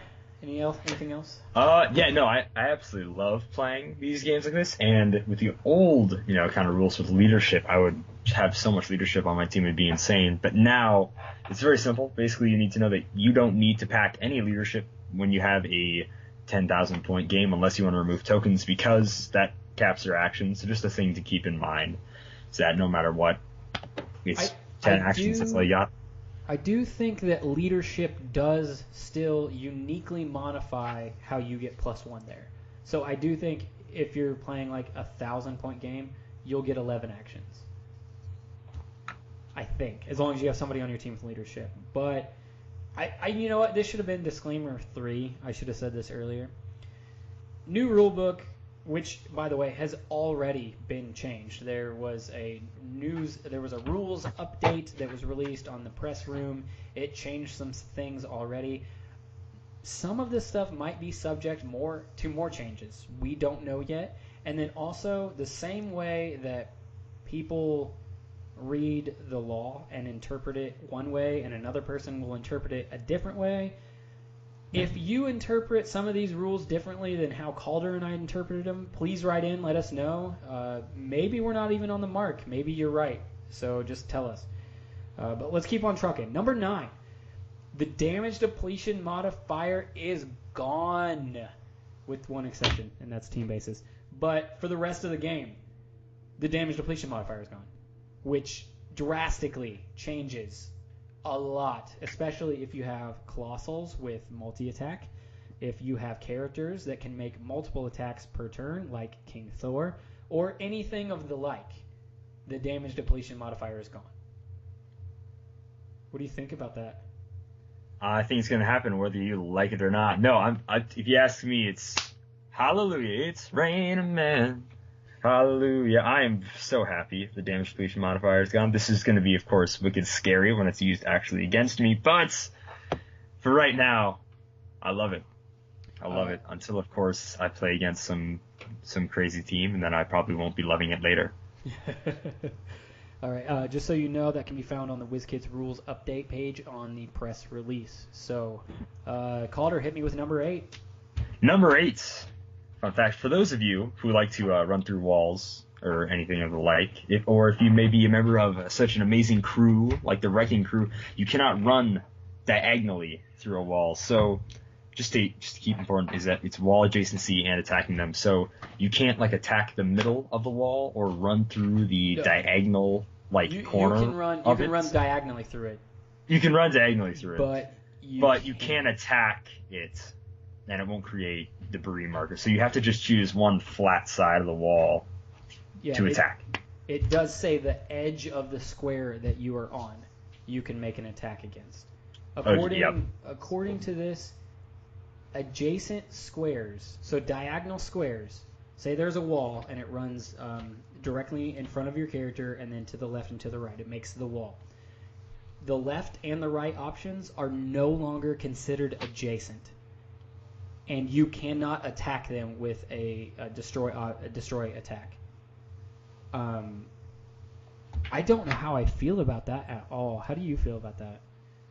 It's really weird. Not adjacent. So it's just, I don't understand the limiting on this, personally. I think it's just very odd. But, yeah, I don't know. See, one of the common little tactics that I used to use was I'd have a character right next to a wall, right? And I'd use that character to make a close combat attack, and I would blow out the adjacent wall. And now there is a direct line of fire for my ranged character that's sitting on one side of the wall through the wall, and then I can pick a character on the other side. And there's no blocking of that hole that you just created because your melee character is standing off to the side or something like that. Now I can't do that, which I know for a fact I did that at, not Origins, Gen Con just a couple weeks ago.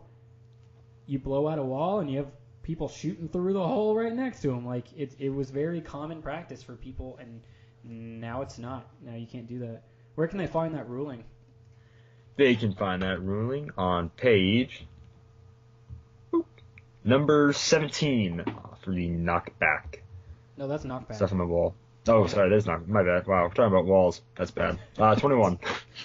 21 and 23. On page 21 and 23. Yeah, it's a combination of different places, and I noticed that there were multiple rulings that have changed that are in different places. Some are in the core rule book, some are in the comprehensive rule book, some are in both, where it says one thing in one place, and then in addition it says a different thing in another.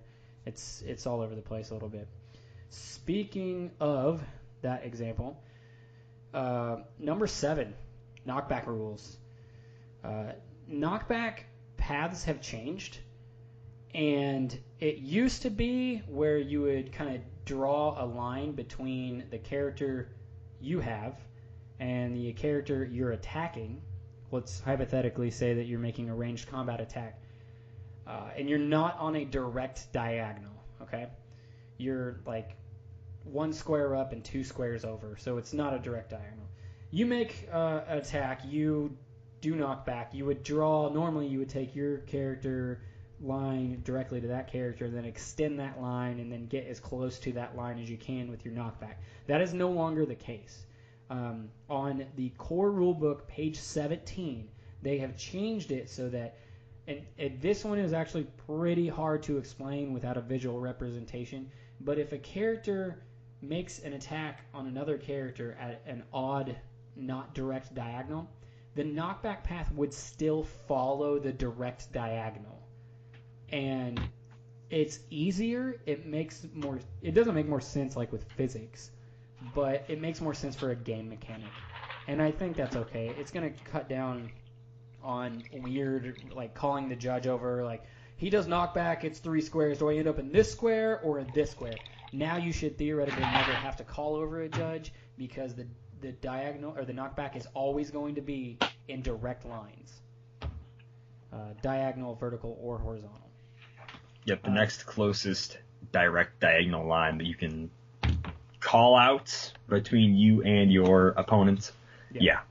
So that's like I said, on core rulebook, page 17.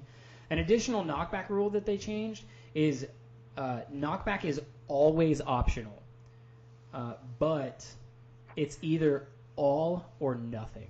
Meaning, if you charge in and you use Quake and you hit 3 characters, you do not get to choose which characters get knocked back. Like, oh, I'm definitely going to knock that one back, I'm not going to knock that one back, and I'm going to knock... No.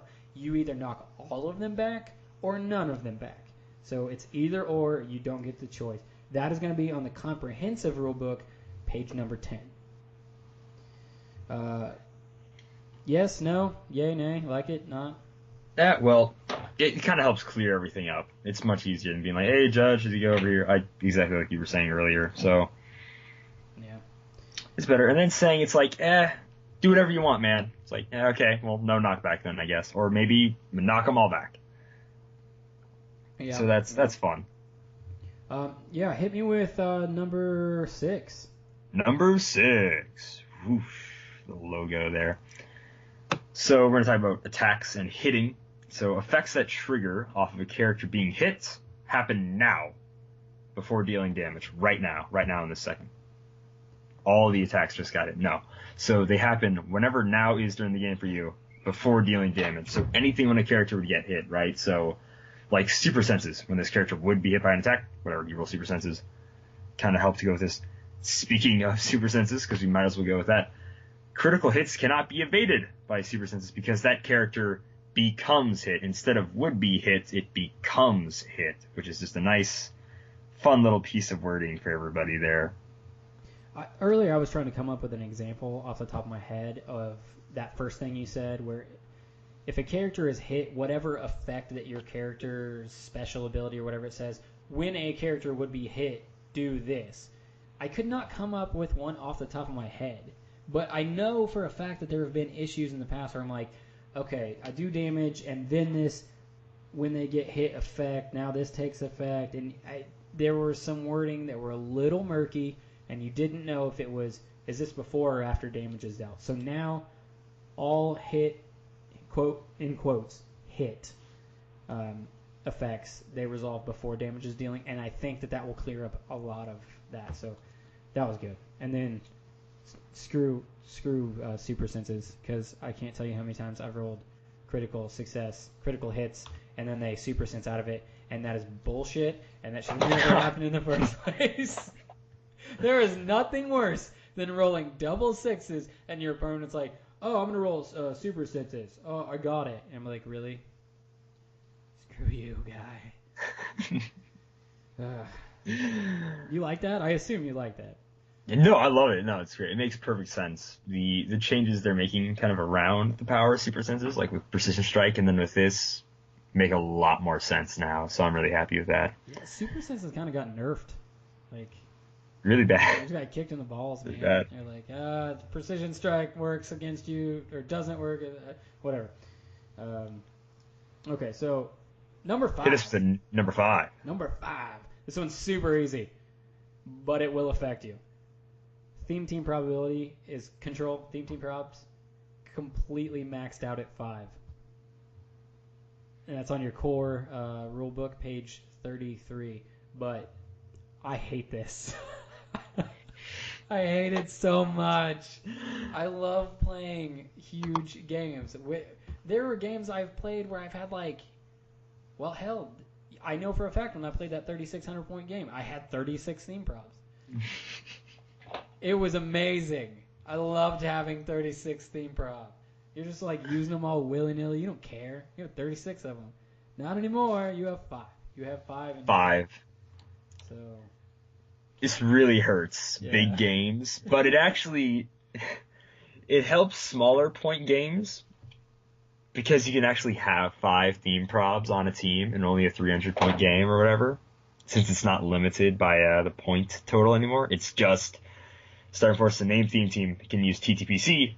The allows characters on that force to use probability control up to X number of times for that force, and is equal to the number of characters with the chosen keyword. It does not say it's limited or restricted by points, whatever the force construction point would be. So that's kind of nuts. Yeah, I mean, I get it. I think it will speed up games, but I hate it so much. I love having 36 theme props. Whatever, moving on. Who doesn't? After that heartbreak. Yeah, right? First turn immunity. Number 4. This is great. So, after the beginning of the game phase and until each player has finished their first turn, characters can't be moved, placed, damaged, or targeted by the effects of an opposing character game element unless they leave their starting area. Or, rare cases, starting squares. If they're like Utah or whatever, they just start randomly in the middle of the map or whatever. Yeah, that's true. Yeah. So those characters like your Kingdom Come, if you're playing them on their low point. Oh yes, them too. They're sitting out there. They have first turn immunity. Your first turn, they can't be touched, and unless you leave your starting area with the other guys on your team, they can't be touched either. Which means you can do stupid stuff like, let's see. Well, skipping ahead just a little bit, but it's a really good example. Say you have an equipment on your team, and your character wants to go grab that equipment real quick and run back to your starting area. It has to be outside. It has to be 5 or more squares away.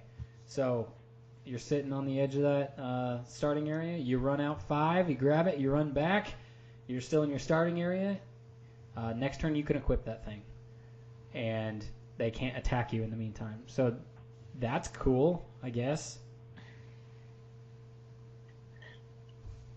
Just stay inside the bubble right here. We're good. Yeah, pretty simple to Just stay inside the bubble. All right, number 3, and this is the one that I'm absolutely most excited for. Not the one that's going to affect you the most, but definitely the one I'm most excited for because I use these guys all the time. ID cards. And I'm going to make a prediction right now. ID cards will definitely start being used more because of these changes. So what did they do to ID cards? Well, what do we know about ID cards, or what do we used to know about ID cards? You had to use them at the beginning of your turn. The character had to have no action tokens. You give them an action token, you call in somebody, yada yada. Okay, well, first of all, it's not the beginning of turn anymore. You just give your character a power action whenever you want to in the turn, and you can generate somebody next to you. Secondly, they can have an action token, which means you can theoretically call in somebody and then next turn call in somebody with the same character. Now, they still have to be within 5 squares, and they can't be carried and all that stuff. Like, that's all still the same. But the fact that you can call them in now in the middle of your turn if you need them, the fact that you can do it at last minute, like, oh, man, I'm going to use this character on my turn. I'm going to give him an action token. I passed turn. The opponent does something that you did not expect, and now it's back to your turn, and you're like, oh, shit, I wasn't planning for them doing that. I really wish I could call somebody in. If I would have known they were going to do that, I wouldn't have used my character, making sure that they didn't have an action token. Now it doesn't matter. Now you can do it with an action token on a character, give them a second action token. And then on top of that, they changed how the inspirations work. The way the inspirations work now is that they basically trigger when the character that you're bringing in is placed on the map. So they're all adjacent. Inspirations, it's when they are adjacent. When they are placed on the map, it checks for who is right next to them.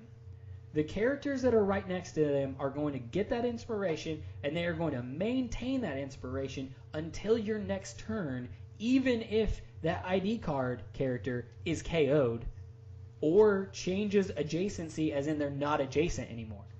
So you don't have to be right up somebody's butt anymore to make sure that you get that inspiration. Now, conversely, it still only covers the people that are there when it's placed, so you cannot move a character adjacent to the call-in character and gain the inspiration. Only the characters that were right next to it get it, but they keep it until your next turn, which is fantastic.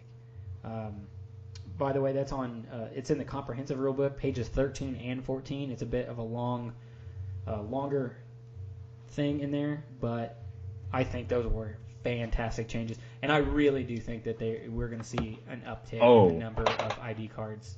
We definitely are. We definitely are, because when you would use an ID card before, you'd have to like plan out everything. You'd have to do like the turn before, and then be like, all right, then I'm going to bring this person in.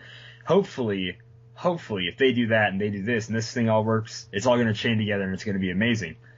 Now, if you actually need to make a few more things, like say you need to set up the shot a little bit better before you bring in your chase Hawkeye or whatever with the shield level 7, you can do that, and then you can have somebody else call them in. So it makes it a little bit more, I'm not even going to say viable, because ID cards have always been super viable, but it makes it that much easier to use ID cards and implement them into your force and during your game. Oh, for sure. Absolutely, for sure. And then, in addition to that, they totally dropped hints. Now, they named one character specifically. Maybe they were just Hail Marying that one out there, but they said that they're changing how the names work on the ID cards. As in, they're going to get rid of that whole real name identity thing, where the real name has to match up just identically. For example, the Robot Man card does not work with Robot Man from, oh god, what set was that? Where he has the next wave keyword. I can't even remember at this point. But they didn't work together. You couldn't call him in. Oh, you mean Machine Man? Oh, yeah. Machine Man. Okay, Aaron Stack, yeah. Yeah. So the Aaron Stack on that card said Aaron Stack, and then in parentheses it had his like robot designation, which means you could not call in that character with the ID card because it had to match identically. They're saying that they're going to move away from that, and they're going to give like alternate names as a possibility of call-ins, and they specifically said that if they made a Jean Grey card, an ID card, you would have the ability to call in Miss Marvel characters as well as Phoenix characters, which opens up the whole idea of ID cards again. So look forward in the future for there to be some very versatile ID cards, most likely on both DC and Marvel side. It's going to be great, where you can call in all kinds of various identities from these call-in cards. It's going to be sweet. It's going to be it's going to be awesome. So I'm so excited for these changes, for the ID card changes. I thought that that's how they should have worked to begin with, and I think that they were probably trying to balance them when they first made them up by limiting them so you can only use them at the beginning of the turn and yada yada. But now it's like, this is exactly what I was expecting. This is great. Yeah. Really, the part I like the most is that it reassures that ID cards aren't going to be like a fad, just going to be like a 2-set gimmick, like, whatever the FX were. Now they're going to be like, we're going to make more ID cards, we're going to make them easier to play, a bit more clear on the rules, like, because that's awesome, because I love ID cards and I want them to make more of them. It's just, yes, this is so amazing for so many reasons.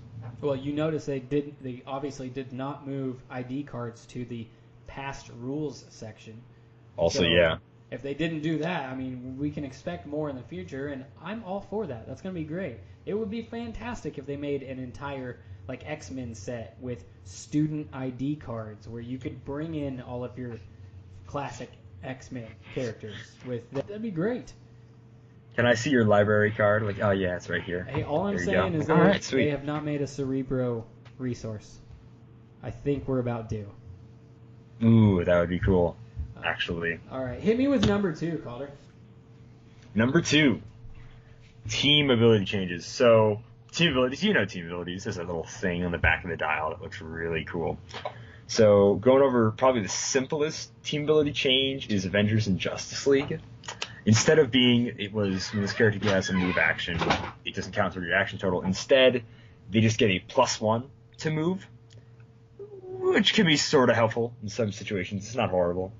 Then a more drastic one, if you were doing this before, the Batman enemy and Sinister Syndicate ones has to be the printed attack value of an adjacent friendly character, which basically means no more chaining off effects that you might have done with like the Sinister Syndicate or Batman enemy guys from Spider-Man or Joker's Wild. Yep. And I'm pretty sure that is also the case for Defenders and JSAs, also printed defense value for them. And then Brotherhood and Injustice League, they have a really cool change, which is when this character hits with an attack and rolls a 10 through 12, remove a token after resolution from the attacker, which is nuts. Yeah, that's sweet. I can't remember. I've only played a Justice League a few times. I'm a big Lex Luthor guy, so I like to try to get out there and play a few. That is awesome. I absolutely love that change so much. Man, I think that really, because let's be honest, those 2 team abilities are very underused, and most people don't want to play characters that have those. They're not. I mean, they aren't your Spider-Man teams. They aren't your Justice League. They aren't your Avengers teams. They don't have the biggest name characters. But if you're like, I really love the Brotherhood of Mutants, now this is just an even more incentive to be like, hell yeah, let's play the Brotherhood. If I roll 10 through 12, I get free attacks, basically. Now, it should be said, you get the action token, and then you remove it. It's after it resolves. So, If you have one action token and you don't have willpower, you get your second action token, you take one unavoidable, but then you remove it. So you're still taking unavoidable, but you get extra attacks in if you roll well enough. That's great. See, exactly. And it's really rewarding for going out there making an attack. Hey, I rolled high enough. Boom. Don't have to take a token for the attack. It's pretty sweet. And then to cover the universal team abilities, Mystics has a pretty huge change. Each time this character takes damage from an opposing character's attack, after resolutions deal the attacker 1 penetrating damage, uncopyable. So no longer unavoidable damage, it's 1 pen, and then you can't copy Mystics anymore. So there's no more Thunderbolting Mystics, no more really just anything with that. And then now that it's only penetrating, characters with Invincible don't take Mystics damage. Yep. So. And not only that, but in a way, it's all because they nerfed Mystics, they almost nerfed wildcards. Because you can no longer copy it. So it's like, what else are you going to copy? If you're not copying Mystics, what are you copying? So, what are those wildcard changes, though? The wildcard changes, oh yes, exactly, is that they can only copy 1 team ability per turn. But the really cool thing is they get to keep that. So even if the character they were copying from gets KO'd, they can still keep that team ability as long as they don't choose a new one. Yeah, so the reason why you can only choose 1 per turn is because the PAC labels it as a free action. So because you cannot copy the same free action in a turn, okay. That is why you can't do it. Now, that used to be the case in the older rules. You can't activate the same effect with a free action twice in the same turn, but they actually made one exception to that rule, which was the wildcard team abilities. Well, that exception no longer exists. So, but it is really sweet, though, if you do decide to copy a team ability from whoever, and then that whoever gets KO'd, you still have that team ability. That's good, I guess. All right. Anything else on team abilities? We'll take it. No, I checked actually the wording on charge, because since her charge doesn't say, or running shot doesn't say replace, it just says have. I was thinking maybe Avengers and Justice League members could get pretty much a +1 to movement when they charge or use running shot, but no, it's not the case. Since it's just a have and not replace. It'd be nice if it was replace and modify, but since it says have, it does not work, sadly, so it's a little crying face there. All right, Calder, are you ready for number 1? I'm ready for number 1. Oh, yeah. Okay, legitimately, I believe this will affect everyone's game, hands down, no matter what. Yep. Objects and special equipment. The number of changes that they made to these and how drastic those changes are is going, please, if you're not the type of person that you're just like, I'm not going to read the rule book, I'm just going to show up at my local shop and I'll let them tell me what I need to know for changes. No, you really should read these, because these need to be burned into your memory. Let's start off with the variety of objects on your force. What do you remember when you used to be able to put objects on your force, Calder? What could you put on your force? How many? I could put. I was allowed to put a few. I was allowed to put 3 standard objects on my force last I checked, and I could put 2 heavies and a light is normally what I did. Could never put 3 heavies out there or anything crazy like that. Right. What about equipment? Right? Because it's considered an object. Oh, you can only put 1 of those in your force. Only 1 of those, and they take up one of your object squares. Only 1. Hey, what was that set that just came out that has 24 weapon objects in it, or 25, something like that? What was that set? It's like the Mighty Thor. Does that sound about right? I think that might be right. Okay. So on the core rulebook, page number 25, you can put whatever you want to on your force now. You can have. No, is that no rules? What is that? Yeah, there's basically no rules on what you put on your force. You can have 3 objects. They can be 3 lights. They can be 3 heavies. They can be 3 special equipment objects. If you want to, you can put the adamantium ball and chain. By the way, I just checked. There's 25 including the adamantium ball and chain, 24 in the set. You put the axe, the healing casket, and bladed hammer on your team if you want to. Or if you don't want to put any of those, you just want all heavy objects or all light objects. Yep, you can do that. Because WizKids. That is just bonkers. Man. I don't know why they decided to make this change.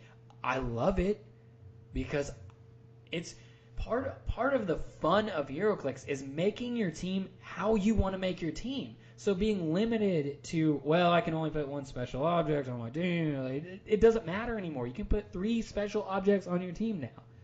And who knows what special objects are to come? We know about these 25 that we got, but who knows what's going to come down the line where you can mix and match.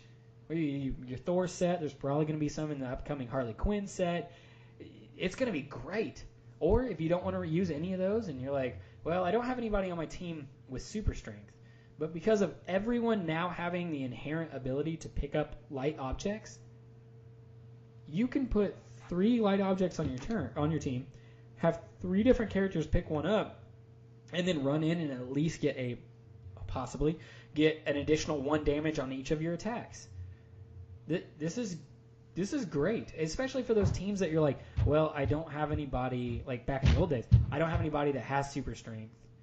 But back in the day when you had ultralights, and you could put 1 ultralight on your team, or 2 ultralights.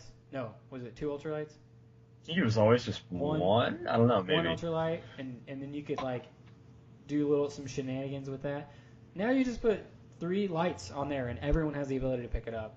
So that is a massive change, and that is you're definitely going to see that, and you are definitely going to see teams that have 3 special objects on their team, because why wouldn't you? For sure.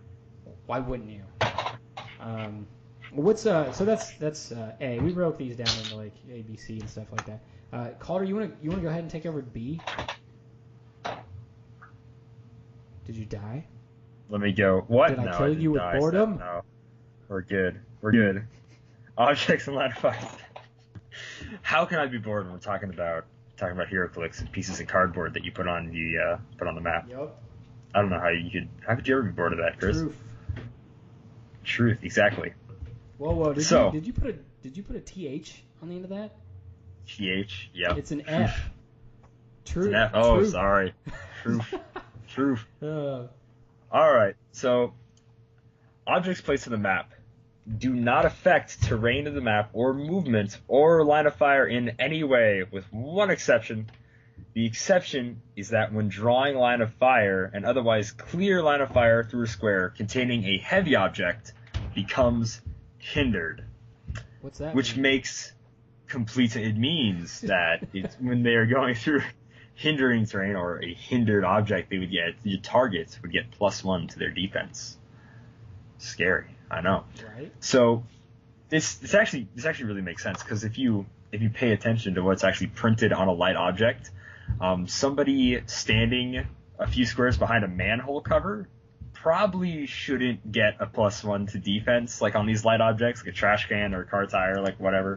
Albeit some light objects are something insane, but a heavy object, which is like an engine turbine or a dumpster or a car, probably not going to be super clear to see that person.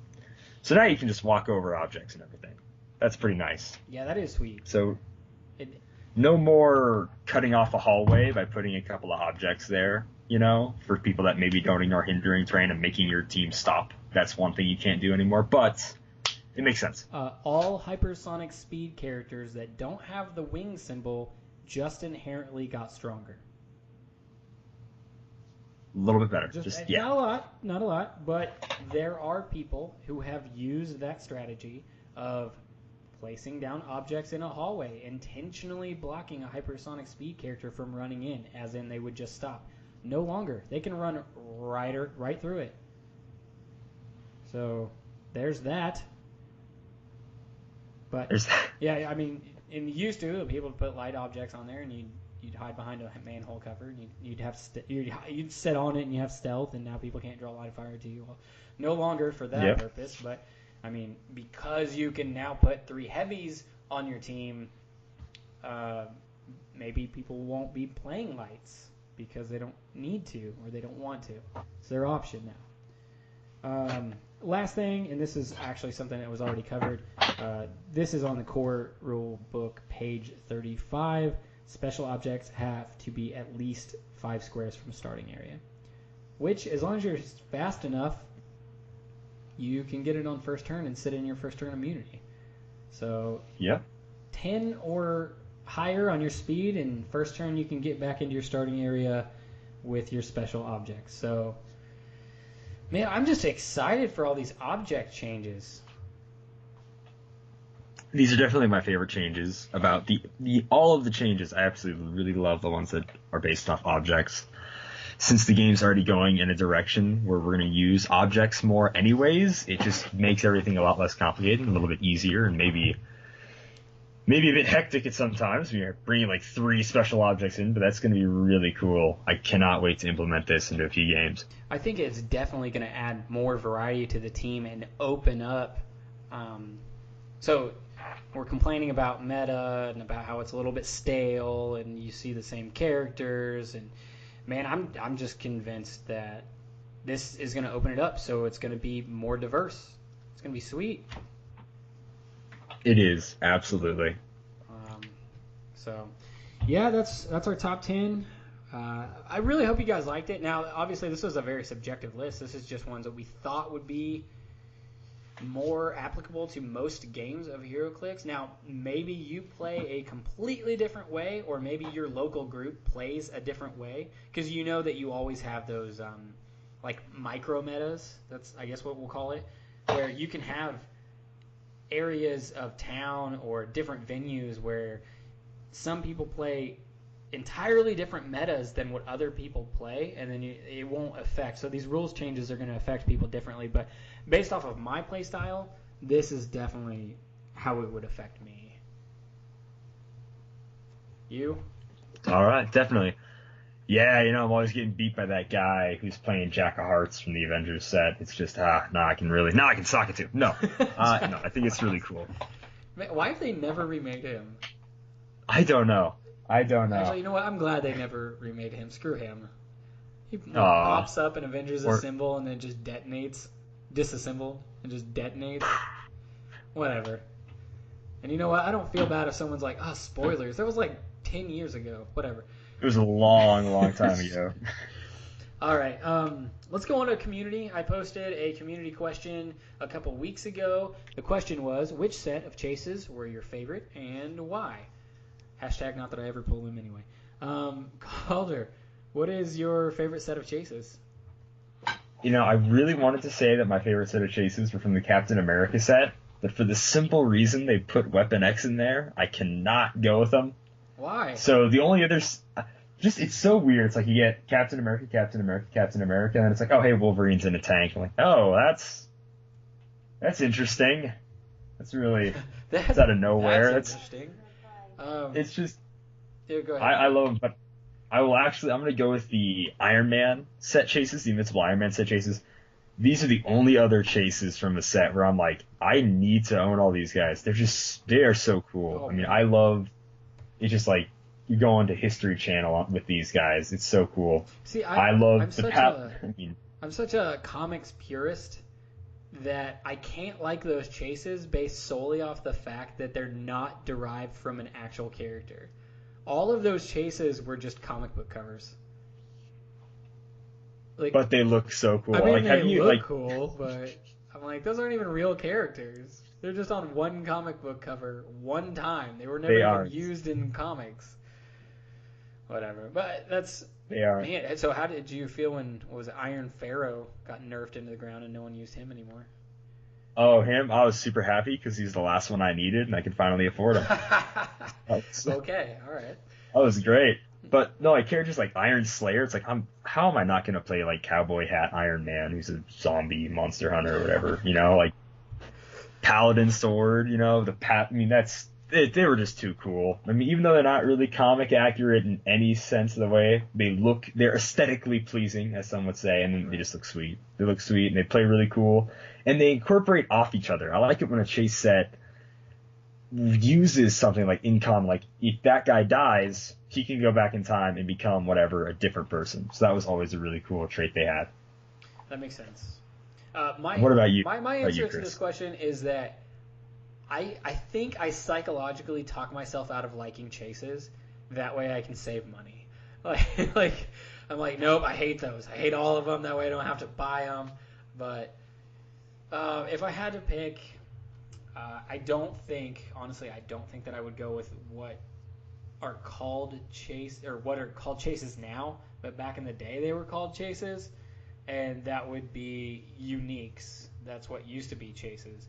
And I still love the Ultimate set, man. Like, if you scroll back to the Ultimate set, I'm gonna go back real quick because I can't remember. It's a long way back. It is a long way back. It's let's see, it came out in 2004. Let's see, scroll all the way down. All right, what do we have? We have not even all of the uniques. They're just the ones that were based around the Ultimates. You had Ultimate Hulk, Ultimate Thor. I actually really, really did like Ultimate Magneto because that was really the Ultimate universe of Magneto. Then you had Iron Man. That was awesome. And then I actually really enjoyed Zorn as well. Not the Ultimates universe, but I really just thought that Zorn was a really cool character. And I think they only ever made like one other version of him, and it was from the same set, and it was like a mail-in. You could buy, God, what set was that? I can't remember now. Maybe it was a set. You could buy like a issue of some gaming magazine, and in there was like a little $5 mail-in thing, and they would send you this Zorn and whatever. But I think wow, they were already getting ready for his TV show like 10 years ago. That's awesome. 10 years ago, what? What? No, I don't know. It's like a long time ago in a galaxy far, far away. Gotcha. So HeroClix was like, "Hey, check out the Zorn guy." It was, like, oh yeah, his son is gonna have a TV show here in a few years. It's actually number 200. By the way, this is back in the day when rev sets were a thing, so you could get up to like 200 figures. Oh. Excuse me. They didn't actually make it all the way up to. It's kind of like how they made Gravity Feats for a while, and they'd make it up to like 76 figures, and then they'd start at like 101, 102, 103. Oh yeah, okay. Instead of him being named Zorn, his name was Magneto, but it was the Zorn sculpt on a flight stand, and even back in the day, he was just hella fun to play with 12 attack and dual rage, whatever. Anyway, that was like my favorite grouping of, I guess, chases, and it wasn't even all of them, but those are my favorites. We did get multiple responses, and what I loved about it was they were so varying, like so varying. So Mr. Clicksplix actually tweeted in and said that the original zombie chases from Supernova, back when a chase was a chase, I think they were 1 per 10 cases or something like that. Can you imagine what it would be like if that were still a thing? That's like Ultra that Chase, would be crazy. They multiply the rarity by like 5. But that used to be a thing. Coach Stepp said the Avengers assembled chase figures were legit, super powerful, and excellent sculpts, great dials as well. Plus, I loved the colored bases, and I could not agree more. I do agree. Having colored bases on HeroClix is just a fun thing. Like, they could be puke green for all I care, but if it was a different color than black, I'm like, yeah, let's do this. Like the nasty zombie brown that they had. That was was zombie okay cases, with just me. brown. It made total Yeah, sense. I that was was like, good. yeah, let's do this. Like, that was cool. You had the yellow bases from, what was it, Teen Titans, I think? Teen Titans, yeah. The gold for all the duo chases in Chaos War was really cool. Yeah, I remember those. And then also half of why I played in the Civil War event was just the fact that the red bases were on all of the pro registration side. Now, they said that the anti-registration side was blue, but I'm calling horse hockey like somebody... Dude, it is so not blue. I'm so angry. I'm like, Someone screwed up at the factory and added a little bit too much pigment to it, and they're like, well, just whatever, just send it out. You have to look really hard to just barely see blue at those bases. Nelson Ramos tweeted in and said the Phoenix 5 from the Wolverine and the X-Men set. As soon as AVX dropped, I knew the Phoenix 5 would be chases, and I knew I'd have to catch them all. Sweet Pokemon reference, by the way. And then also, I just priced all of those again, like yesterday. All 5 of them will still run you over like $120, something like that. So if you need them and you have $120 to burn in your pocket, you can still get them. Brandon Roberts said, KC for sure from World's Finest. God, I hate playing against those things. They're too powerful. They are. They're just beat sticks. But they're cool chases. I mean, they are awesome. From a guy who's like, what are all these Casey chases people are hawking on about? So then I had to read Kingdom Come. I'm like, oh, yeah, I get it now. That's awesome. Yeah, no, they're good. I'm glad they made them. Kingdom Come was an amazing storyline. I just don't like fighting them. But I can still never hit that Green Lantern's defense. Yeah, it's just a pain Sam in the butt. just me. Chad Lemoyne said, and speaking of, you said it earlier, zombies from Deadpool and Guardians of the Galaxy. So they do deserve a pretty good shout out. So I'm with you, Chad. I'm with you. Yeah, I really liked the fact that it was a team base. Now you can shit on team bases all day long, but the fact that your chases went onto a team base and you could team base, like, that was cool. I like that. It's like, you know how much money this team base is worth? It's worth like $10. But how many figures I had to get? Like, oh, it's insane. Go ahead. Yeah. No, it's too beautiful because I'm still working on collecting all those, and I love the zombies too much, so much, and it's just, I was so happy. I was so happy when they said those were chases. Too, man. Like that they were great thing. That was good. I liked it. Okay, so Greg Miller said easily War of Light. I could not disagree more. I hated this. No.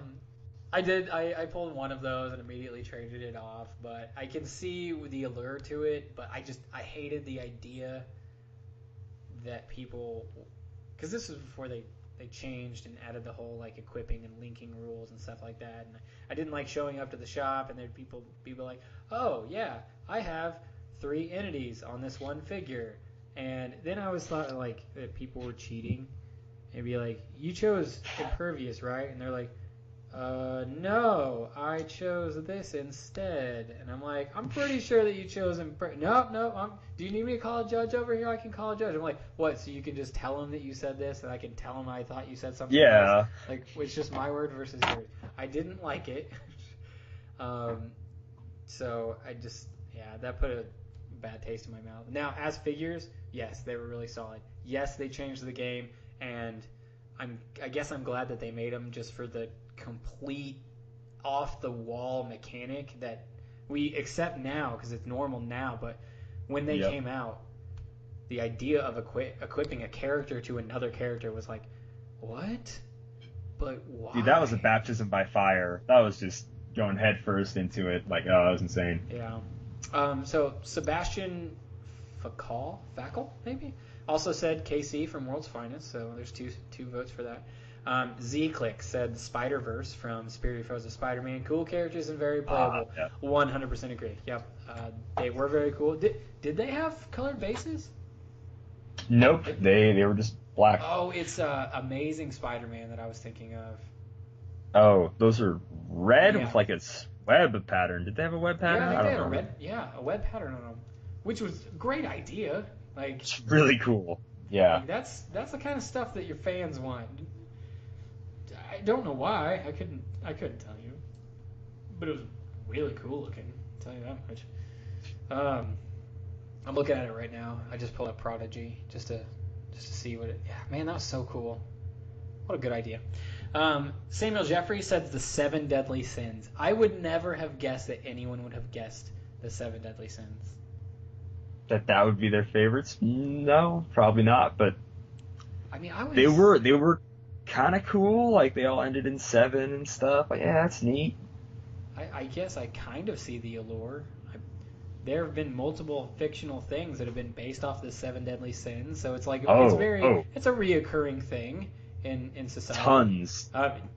For example, Gilligan's Island is pulled from the 7 deadly sins. Like, all of the characters represent a different sin, and that's not hearsay. That's actually the creator of or the creator, can't remember.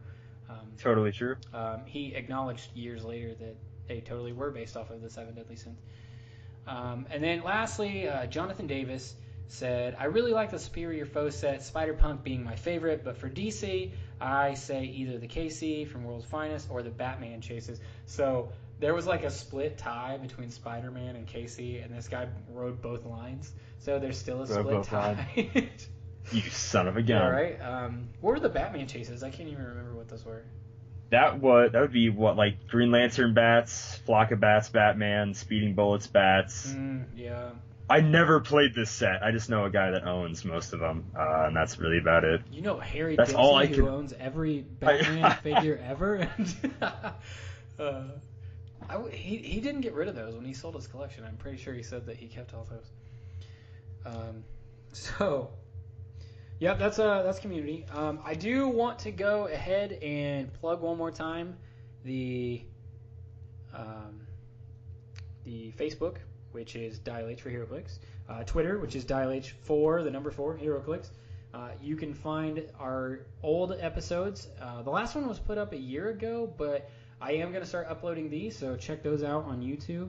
And then lastly, dialh4heroclix@gmail.com if you guys feel like emailing us anything you want to email us. Send in questions. We can answer them on the air. Anything as far as plugging, Calder? Yeah, I do want to give a little bit of a shout out to my mother. Without her, it wouldn't be possible. I want to give a shout out to Jesus. I don't know what I would do without him. Thank you for this award. Oh, no, actually, never mind. I was wondering where you're going with that. Thank you for this award. I'd like to thank the Academy, of course. All right, well, there's that. But, let's be honest, all seriousness, a really huge shout out goes to the original trio of the Dial H for HeroClix podcast. Drew, Austin, Hunter. Seriously, guys, it's been a wild ride from the moment that I started listening to you guys all the way up until that first time you guys brought me on to play Bad Samaritan, getting onto the podcast. Like, to me, it is a huge privilege. I really do appreciate it. I really do appreciate you guys trusting in me to keep this going, and I'm going to do my damnedest to make sure that it does, and we're passionate about it, and we're having fun, and we're keeping all this stuff up. So, seriously, guys, thank you. Calder? Yeah, hey, thanks, guys, for making that podcast. No, I would just echo everything that you said, because this podcast changed my life, man. No, it kept you alive out on the ranch when you were busy. Kept me sane. All right. Well, that's it for closing thoughts this week. I do want to say that we are going to increase the number of episodes from 2 a month to probably 4 a month. Calder and I really love doing this. It's a lot of fun for both of us. This has been an exceptionally long episode. I promise you the episodes in the future will not be this long. We just had a lot of stuff to get through. But I really sincerely hope that you guys had fun listening to us. And we've got some pretty big things planned for the Dial H name. And not ready to cue you guys in on them yet, but hopefully sooner rather than later. I've got some feelers out for things. We're going to have more guest speakers on from every branch, from just listener to other podcasters to YouTube channels. We're just trying to grow the name, get the community going, get talking. And as I've said to multiple other people, there's absolutely no reason that we shouldn't all, as HeroClix fans, like, we're not competing with each other for listeners or anything like that. We're friends. We're hanging out, talking about a thing that we love doing, and hopefully you guys will be along for the ride. So, Calder, you got any last words before we sign out?